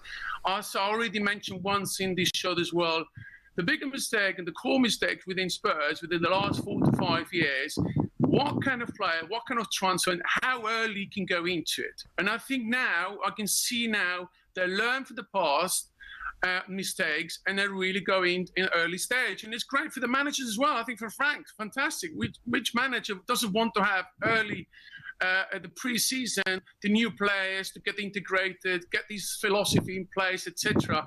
So it's fantastic, great business, and I think they learn also as well. I think Daniel or whoever is now in charge in negotiating all these transfer fees point of view is once you know what you want to have, get the deal done. Don't really negotiate and go over the period of time, and maybe the last minute you have to knock it on another 10 million, etc. Yes, it's a great tactic, but you're going to lose potentially some quality players, whilst all the competitors within the Premier League might go in and just pay the price, So I'm really, really glad now to Spurs, and they need to. Right, they need to. As I said as well, it's all great. They also have to learn from last season with Ange. They had an enormous list of injuries with so many competitive games coming into a new season. Now it's an extra one with Champions League, where it's very, very competitive. They need to fill a very strong squad with some quality and experienced ones. And I think these two players, first of all, they bring experience within the Premier League, first of all, but also in the sense that added value to what they have already. Raymond, does that include James Maddison, or do you think James will be heading out of Tottenham? Well, listen, James Maddison, it was isolated a little bit because, and at the same time, the responsibility between James Maddison and Son was so big, especially one during this very, very, very tough period where there were a lot of injuries. All these experienced players needed to stand up, put the character in place, teach the young kids, listen, guys, this is a different game now. This is a man's game now, the Premier League. Get up. And now they have a little bit kind of another person coming into it to get that weight off them as well. And that's very good balance for the team because I think, as you know, Ray, if you have a balance of experienced players around you, all of a sudden the whole team will play a completely different game, more confidence, and you're not worrying every 3 days, oh, goodness, maybe we don't have Maddison, oh, who's going to be replacing for him because of injury? And no doubt, it will be injuries this season because that's the nature of the game with so many games. Yeah. Raymond, listen, we'll leave you to that beautiful sunshine over there. Yeah. Have a great time. Great to talk again. Hello, guys. Have some lovely strawberries. Yeah. Thank you, Ramon. Brilliant. From Dubai. Everyone's going to Dubai now, aren't they? Brilliant. Well, okay, still to come, Dave Allen, British heavyweight, and Razor Ruddock as well. Coming up 9:15.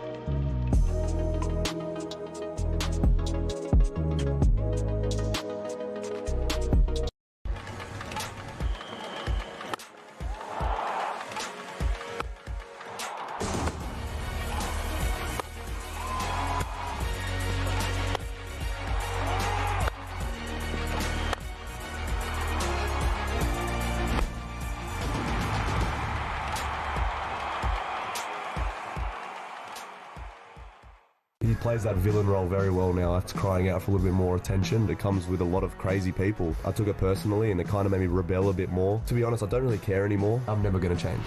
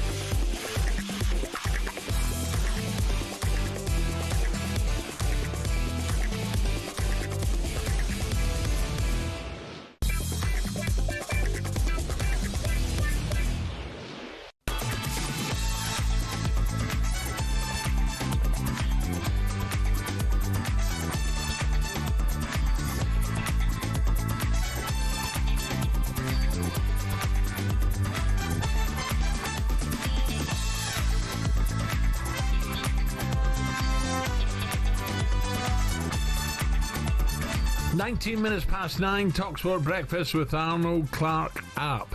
Ray Parlour alongside me. So just a reminder that breaking news, Jordan Henderson set to join Brentford on a 2-year deal.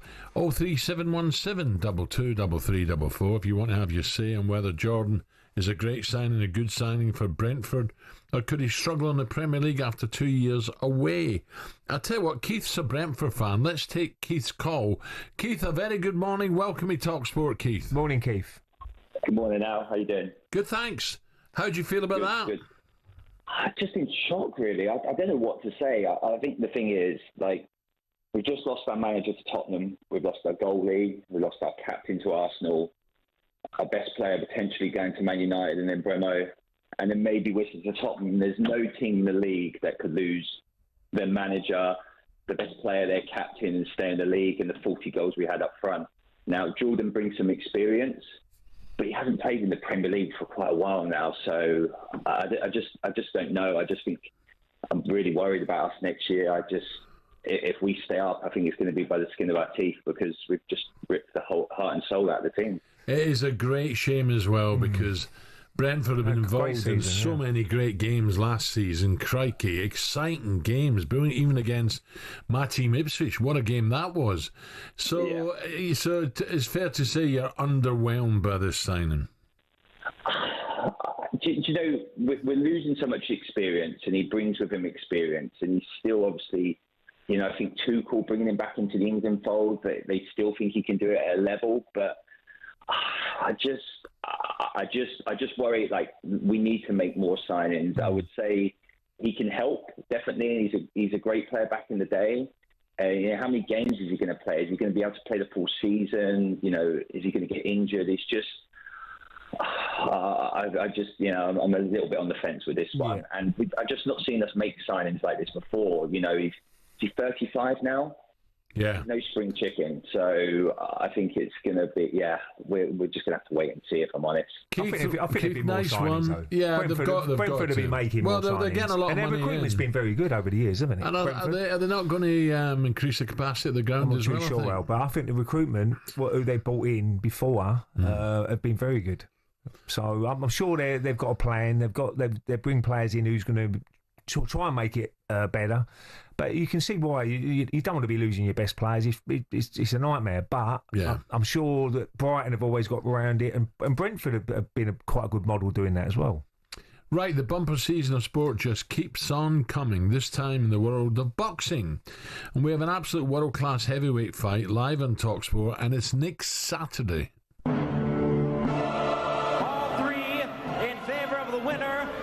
Undisputed heavyweight champion of the world. The first unified heavyweight champion from Britain in a century. Lennox Lewis. The Americans didn't want me to take it over to Britain, but I actually persevered and succeeded. I'm in my prime of my career now, so it's now or never. Down goes Joshua. Dubois hits him with a tremendous right-hand counter. He slayed one king back in September. Dynamite Daniel Dubois has detonated at Wembley Stadium. is about to slay another king on the 19th of July. Bombs away. Are you going to knock him out? Bombs away, mate. You dropped up. So Dubois. He's put Joshua down. Alexander Usyk finds the answer. The minute you have all the 4 belts and correct history. You know what they say? We'll see. We'll see. Heavyweight brilliance, heavyweight occasion, heavyweight radio. How about that? Yeah, you won't want to miss this. We expect another explosive battle between two warriors. It's live on talkSPORT Saturday 19th of July, or you can watch it exclusively on DAZN. Head to DAZN.com for more information. So let's get more on this fight and say a good morning to the White Rhino, the newest member of talkSPORT's boxing team, Dave Allen. Morning, Dave. How are you? Morning, Dave. Good morning. How you doing? Doing all right? All good, Dave. Very good, mate. Well done in your last fight, your last victory, Dave. Well done. This is an interesting fight coming up. Usyk, we know, Dave, is a very, very special fighter. We know that. But Dubois is a changed man now. He's got that killer instinct in him now. When we first interview him, I keep saying this, he never said a word when he was fighting Joe Joyce. He came in, just sat there. Now he's a different animal. He's like, let me at him. So it's going to be interesting. And the first fight, of course, he floored Usyk. Dave, did you think that was a low blow, or was he a little bit unfortunate there, Dubois?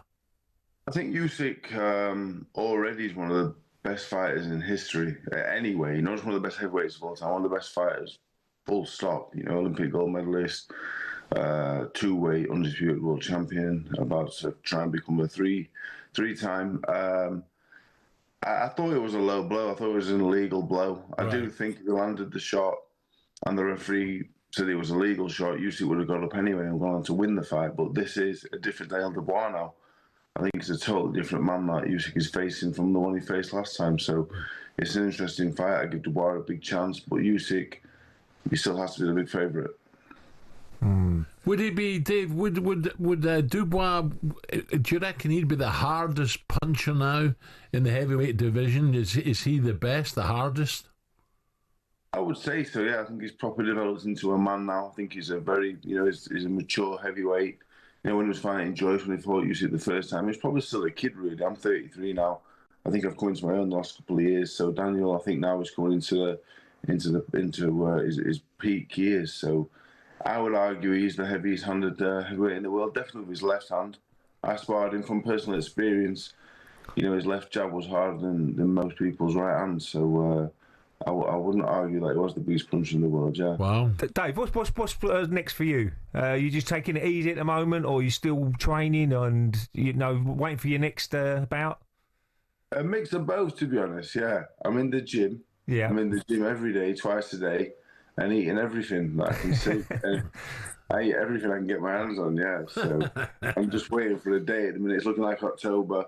So yeah, hopefully going to box the British title, and if not the British title, whatever happens, it looks like one headline in Sheffield, which is madness for me.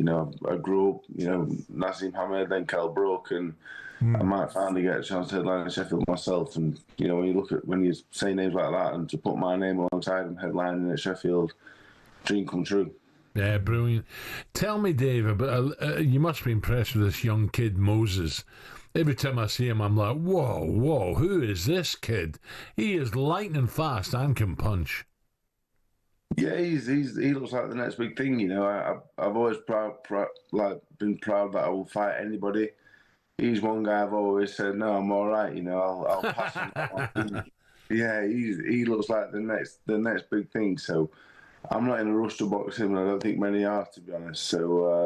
So yeah, I think he's the real deal. There's a long way still to go. The Dylan White fight's his real big first test, but yeah, I'm of the same thinking of most that he's going to be the next thing.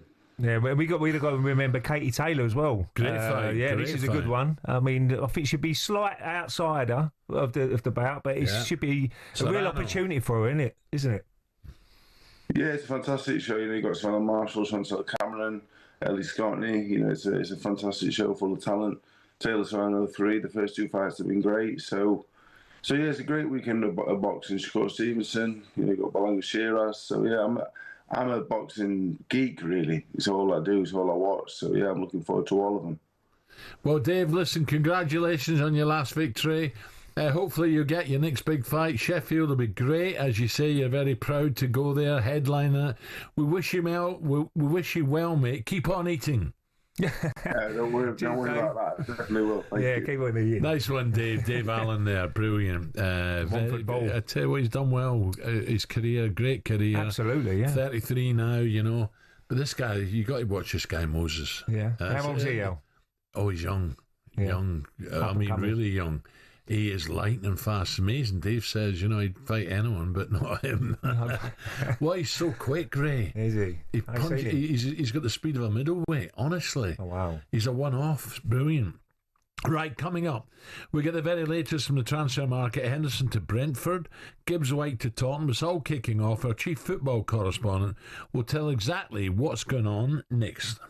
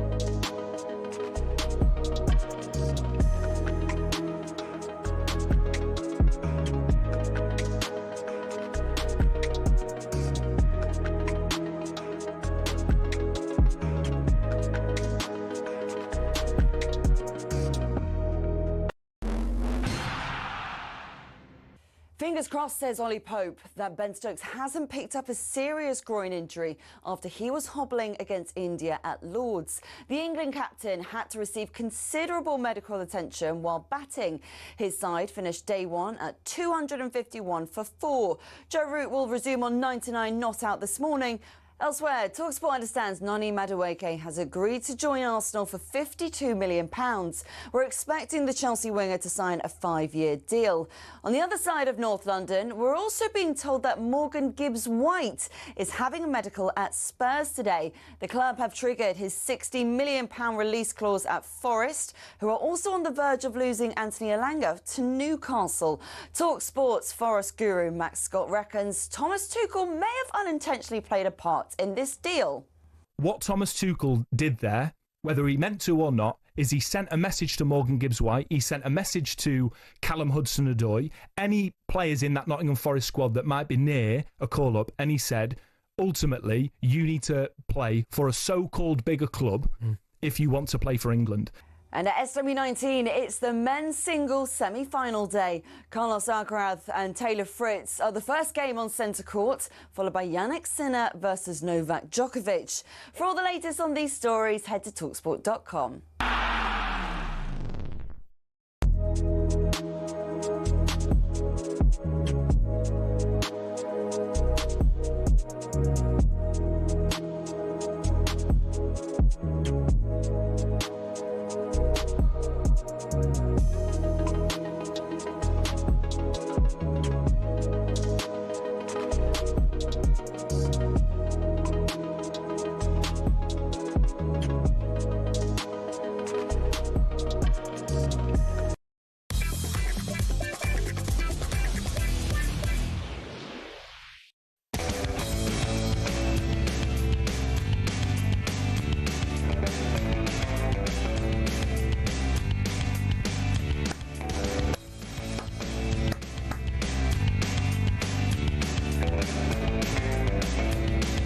Okay, 9:33, talkSPORT Breakfast with Arnold Clark. Get the UK's best used car deals guaranteed. Alan Brazil and Ray can't wait for the Rose Parlour. Okay, some news coming out of Brentford this morning. The Bees are set to sign Jordan Henderson after he's left Ajax on a free. Let's bring our chief football correspondent Alex Crook for the latest on this. Just dragged him off the racecourse again. Crookie, morning. Good morning, how are we? All good. Any good yesterday at Newmarket? Did all right, actually. Had a couple of doubles come in, so yeah. Was on the Ryan Moore one in the first. Great ride from him, so yeah, we go again today. He's in form. He is, yeah. What did you fancy today? I've not had a look yet, to be honest. No, not had a look yet, but I always think William Buick rides Newmarket well, so I might have a look what he's got today. Yeah, okay. Right, so the big talk at the moment, Jordan Henderson. We had one Brentford fan come on a bit underwhelmed, he thought, because of the age and stuff like that. But I think anyone who supports Brentford at the moment will be scratching their head. They're losing so many players like their manager. Yeah, Johan Wissa could well be the next out the exit door. We reported this morning that he's pushing for a move. The likes of Newcastle, Forest and Spurs all circling around him. Obviously, you've got the Brian and Bumo saga. I still expect him to join Manchester United, but that's been going on for some time now. I think United are just determined not to be forced to overplay for players as they have in the past. But I think it's going to have to come to sort of a collision point at some stage. They want him on the pre-season tour for the States, and this is a team who finished 15th last season. They've signed one player so far, so I'm sure Ruben Amorim is not overly enamoured. What sort of money they're looking to pay? They want a similar fee, maybe even in excess of what United paid for Mateus Cunha, which of course was £62.5 million. I don't think the two clubs are too far apart. No. You're talking about a couple of million. I think ultimately United are just going to have to put the money down. But yeah, tough summer for Brentford so far. The Henderson signing makes sense in one aspect, in that obviously they've lost Christian Norgard, who was the leader, similar type of player to Henderson, but he's 35 now, Jordan Henderson. So it remains to be seen if he can still do it in the Premier League. I think his motivation to getting back into English football was that he wants a place in that World Cup squad next summer. He's obviously been given a little carrot by Thomas Tuchel, called up for the last couple of squads. The other big news, Gibbs White. Yeah, Gibbs White's got to be, and Forest fans are, well, Max, a resident Forest fan, he was crying. Yeah, well, you talk about clubs being pillaged this summer, and Forest are quite similar, aren't they? Anthony Elanga has now completed his move to Newcastle. That should be made official in the not-too-distant future. And Morgan Gibbs-White, I mean, this one developed at rapid pace yesterday. From when we first heard about Tottenham's interest, we then were told about this £60 million release clause. We had confirmation from a senior source at Spurs they were going to trigger that release clause, and he's due to undergo a medical today, Morgan Gibbs-White. Incredible. I think it's a good move for him. What does that make? Where does James Maddison stand now? Ex-Leicester, would he go to Forest? Would he fancy a move to Forest? Can't see that one, to be honest. I think he was probably one of the players looking forward to a fresh start under a new manager, because it was pretty clear, wasn't it, last season at times that Big Ash, not sure. Yeah, didn't particularly fancy him. But they're similar players, aren't they, Gibbs-White and Maddison? So I think it's well worth asking the question. Obviously, he's going to be out for a while with that injury picked up at the end of last season. But from Gibbs-White's perspective, not dissimilar to Henderson in many ways, because he wants a place in the World Cup squad. And I think it's fair to say that Thomas Tuchel hasn't exactly given him too much encouragement so far. Didn't call him up at all originally in his first squad, but he will think playing Champions League football will give him a chance. Alex, do you think Son will stay there? No, I don't think he will, actually. Will he be the one who maybe goes to Saudi now? Potentially. And I think Tottenham are willing to cash in on him. There was a little bit of angst on his part that rather than giving him a new long-term contract, they only took up a year's option, really just to protect his value. I think they're going on tour to the Far East this summer, and he's obviously a big part of that. So I would expect some developments there after that tour is concluded. Yeah. Any other snippets that you're hearing, maybe early stages? It's quite busy at this moment in time. Obviously, you've got Newcastle still trying to sign James Trafford, the goalkeeper from Burnley. I think that one is inching closer. There's going to be a bit of a goalkeeper merry-go-round this summer, because I think Bournemouth are going to sign Georgi Petrovic from Chelsea as well. Mark Travers, one of their understudies, will then go to Everton. And Sunderland may be in the hunt for a new goalkeeper. Aaron Ramsdale and Sam Johnston both mentioned to me. And they've done big business so far, Sunderland. They obviously signed Simon Adingra from Brighton yesterday for more than £20 million. What about McGinn Everton? Is that gone through, or is that going to happen? John McGinn? Yeah. It's not one that's been on my radar, I've got to say. No, John McGinn. Heard a little whisper there, have you? Yeah, we heard that a couple of days ago. And there's Palace.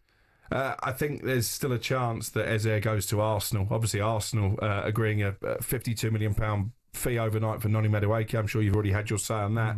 But that's not necessarily meaning they're not going to go back in for Eze, because if you look at Madueke's stats, he played a lot more on the right-hand side last season than he did on the left, and obviously Eze would come in on the left. Maybe Leandro Trossard, attracting interest from Fenerbahce, might leave as a result and of the that. Striker for Arsenal, come on, Alex. Again, the messages coming out over the weekend was that Victor Gyökeres would happen. Now, I know there have been some reports in Portugal that deal is in danger of stalling, but it's not unlike Sporting to use the Portuguese media just to try and apply a bit of pressure onto the buying club. So I still at the moment think Gyökeres is on course. But again, like United and Bumo, Arsenal willing to be patient and not pay over the odds. Who's coming up at 10 o'clock with you?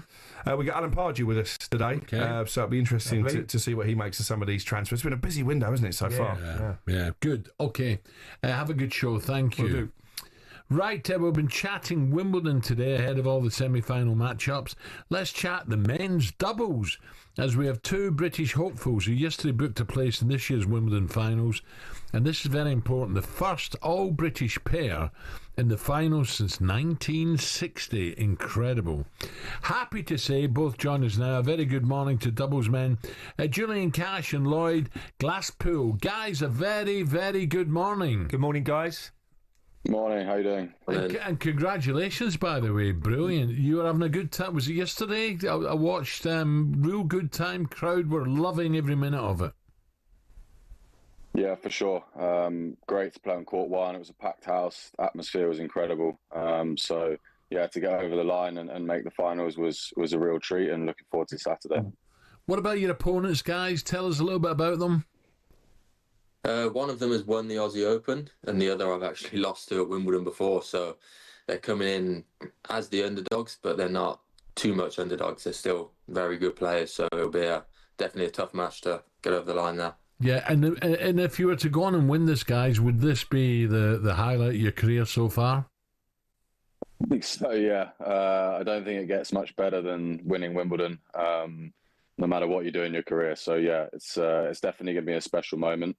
But we got to keep our head down and go for the win. And the prize money, guys, helps as well. Yeah.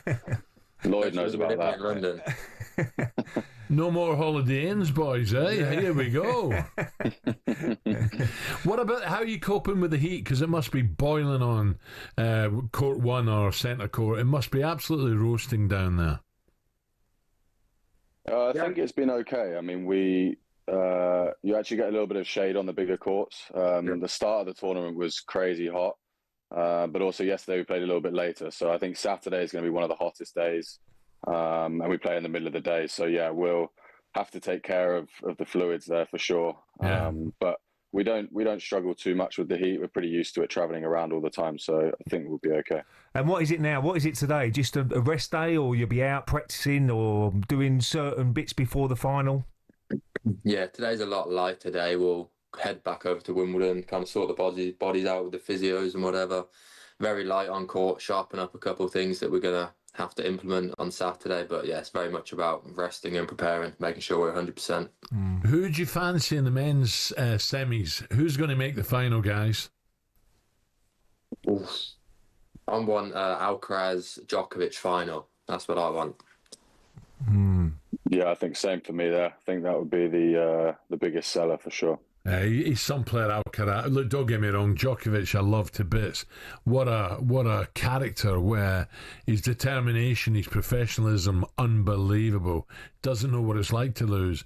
Whereas Alcaraz has been, he's not the tallest, is he? But wow, what a serve he's got. And athletic, he covers every blade of grass. He's got a massive future ahead of him. Yeah, he's an incredible player. Definitely one of the best to watch. If you ever get to watch him live, it's something special. I think it's nice as well. He seems to enjoy it, which I think some of the guys at the top, it's hard to tell if they're having fun or not. And I think you can really tell he enjoys his time out on the court. Well, guys, listen, we wish it since 1960. It's a long time ago. Let's hope you lift that trophy, and good luck in the final. It's going to be great. Well done.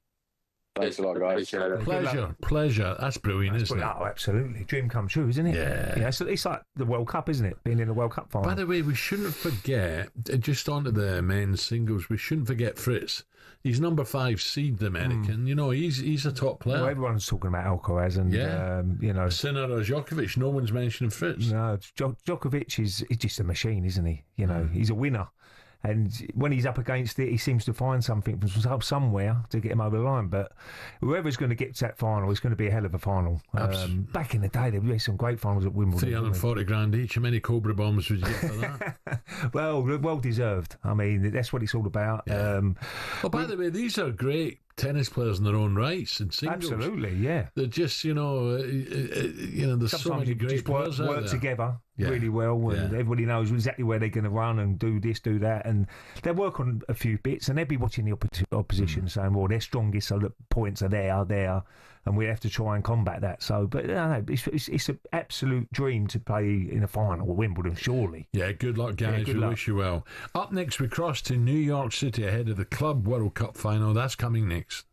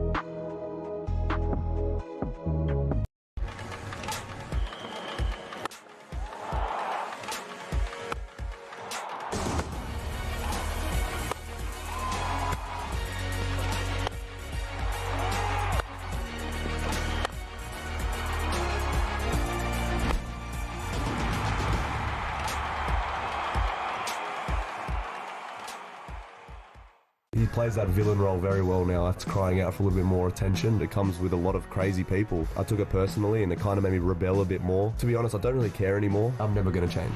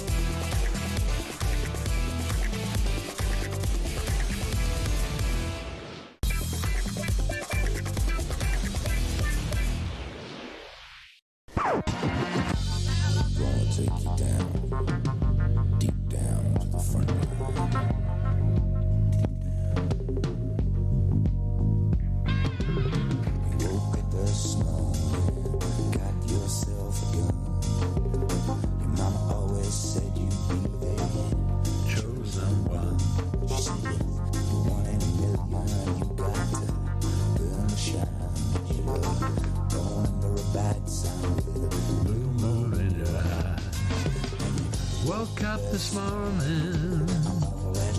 Right, why are we playing this? Well, our very own Troy Deeney's out in New York ahead of the Club World Cup final, and build up to the game we sent him out to New Jersey for the Sopranos tour. Have a listen. Here's T. We had to start here, you know. It's the governor's house. As you saw, how many times have we seen him get the newspaper, see what's going on, and obviously that famous scene when one of his friends comes back and he noses the grass. Anyway, that's the house. There's no better place to stop than the original Bada Bing. If you have a look over there as well, this is where Ralphie had a little misdemeanor, shall we say, with a young co-worker. Great episode. But this is, in my opinion, where some of the best scenes of Sopranos were ever made. Al, I know you're a massive fan. I'm going to go inside and get a drink. See you in a bit.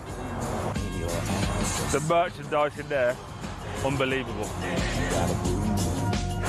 We are at the last scene, the epic last scene of Sopranos. You may recognise this place here, the ice cream parlour. So we are sat in the exact booth. I'm in Tony's seat right now. This is goosebumps, a little bit nervous. We have Stephen. He makes all of the ice cream. You told us earlier a little story that these booths have actually been changed recently because of the amount of people sitting in the chairs. If I never told you that they were replaced, you'd never know. No, they're exact, like replica. The one thing that Mr. Alan Brazil from home, who's our biggest presenter on the station, he want to know, do you know what actually happened at the end?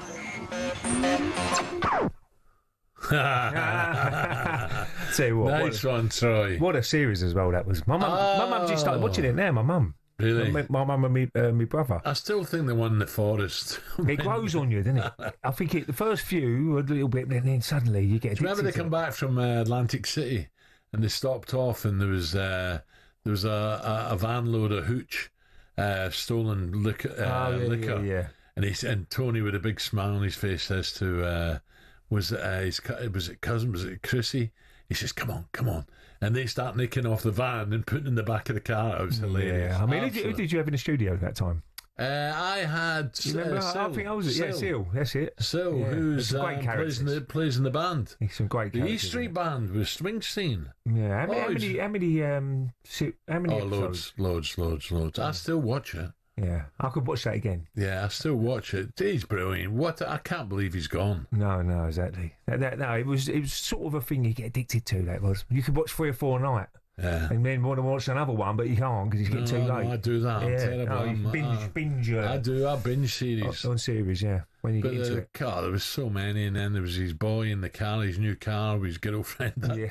That catches fire. Yeah, and there was Meadow, it was just magic, and the wife plays a great part as well. Yeah, she did, yeah.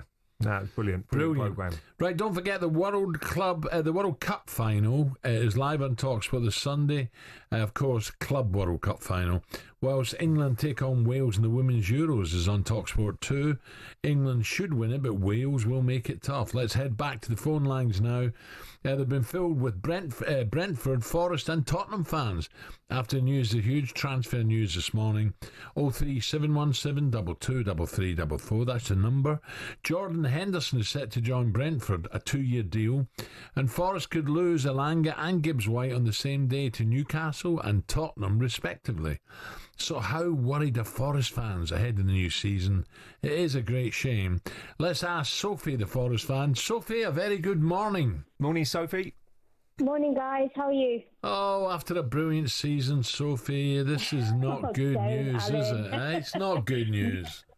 No, really disappointed, shocked, I guess. I think the news, well, the hope was from the owner that there was ambition, that we were going to try and keep the core squad together.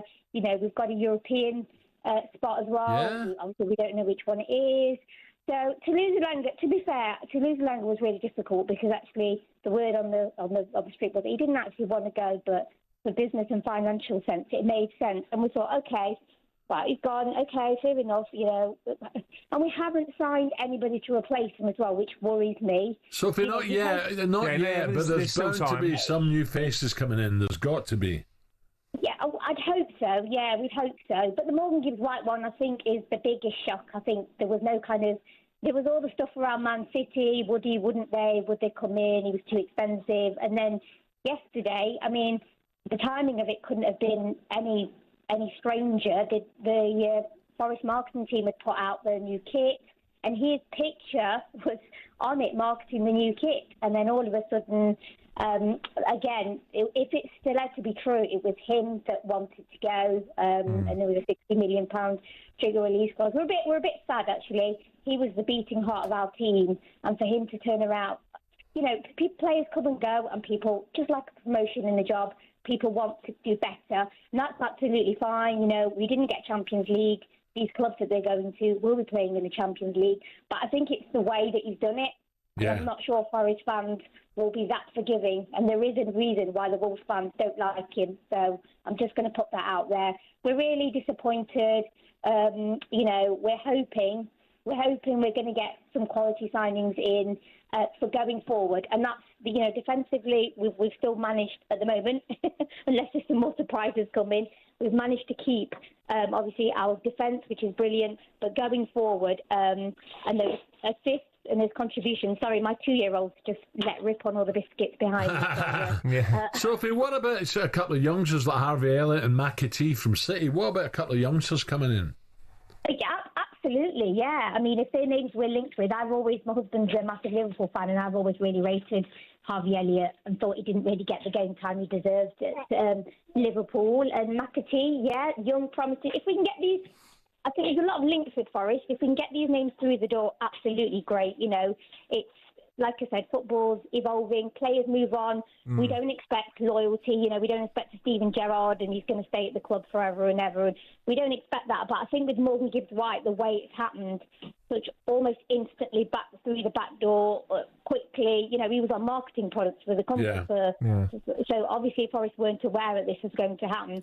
We're very sad, but also cautiously optimistic. People have written us off before, you know, that we're going to get relegated or we're going to be down there, and we've proven people wrong. So let's hope there's a couple of really good signings, promising signings coming through the door. But yeah, I can tell you now, Forest fans, I'm not happy with Morgan Gibbs-White. Okay, Sophie, have a lovely day, have a nice weekend. Thank you for your call. Thank you. That's the problem, though. The players have got all the power now. I know. You know, and if he knows he's got a release clause. Obviously, a little bit of digging behind the scenes. Are you interested in coming to Spurs?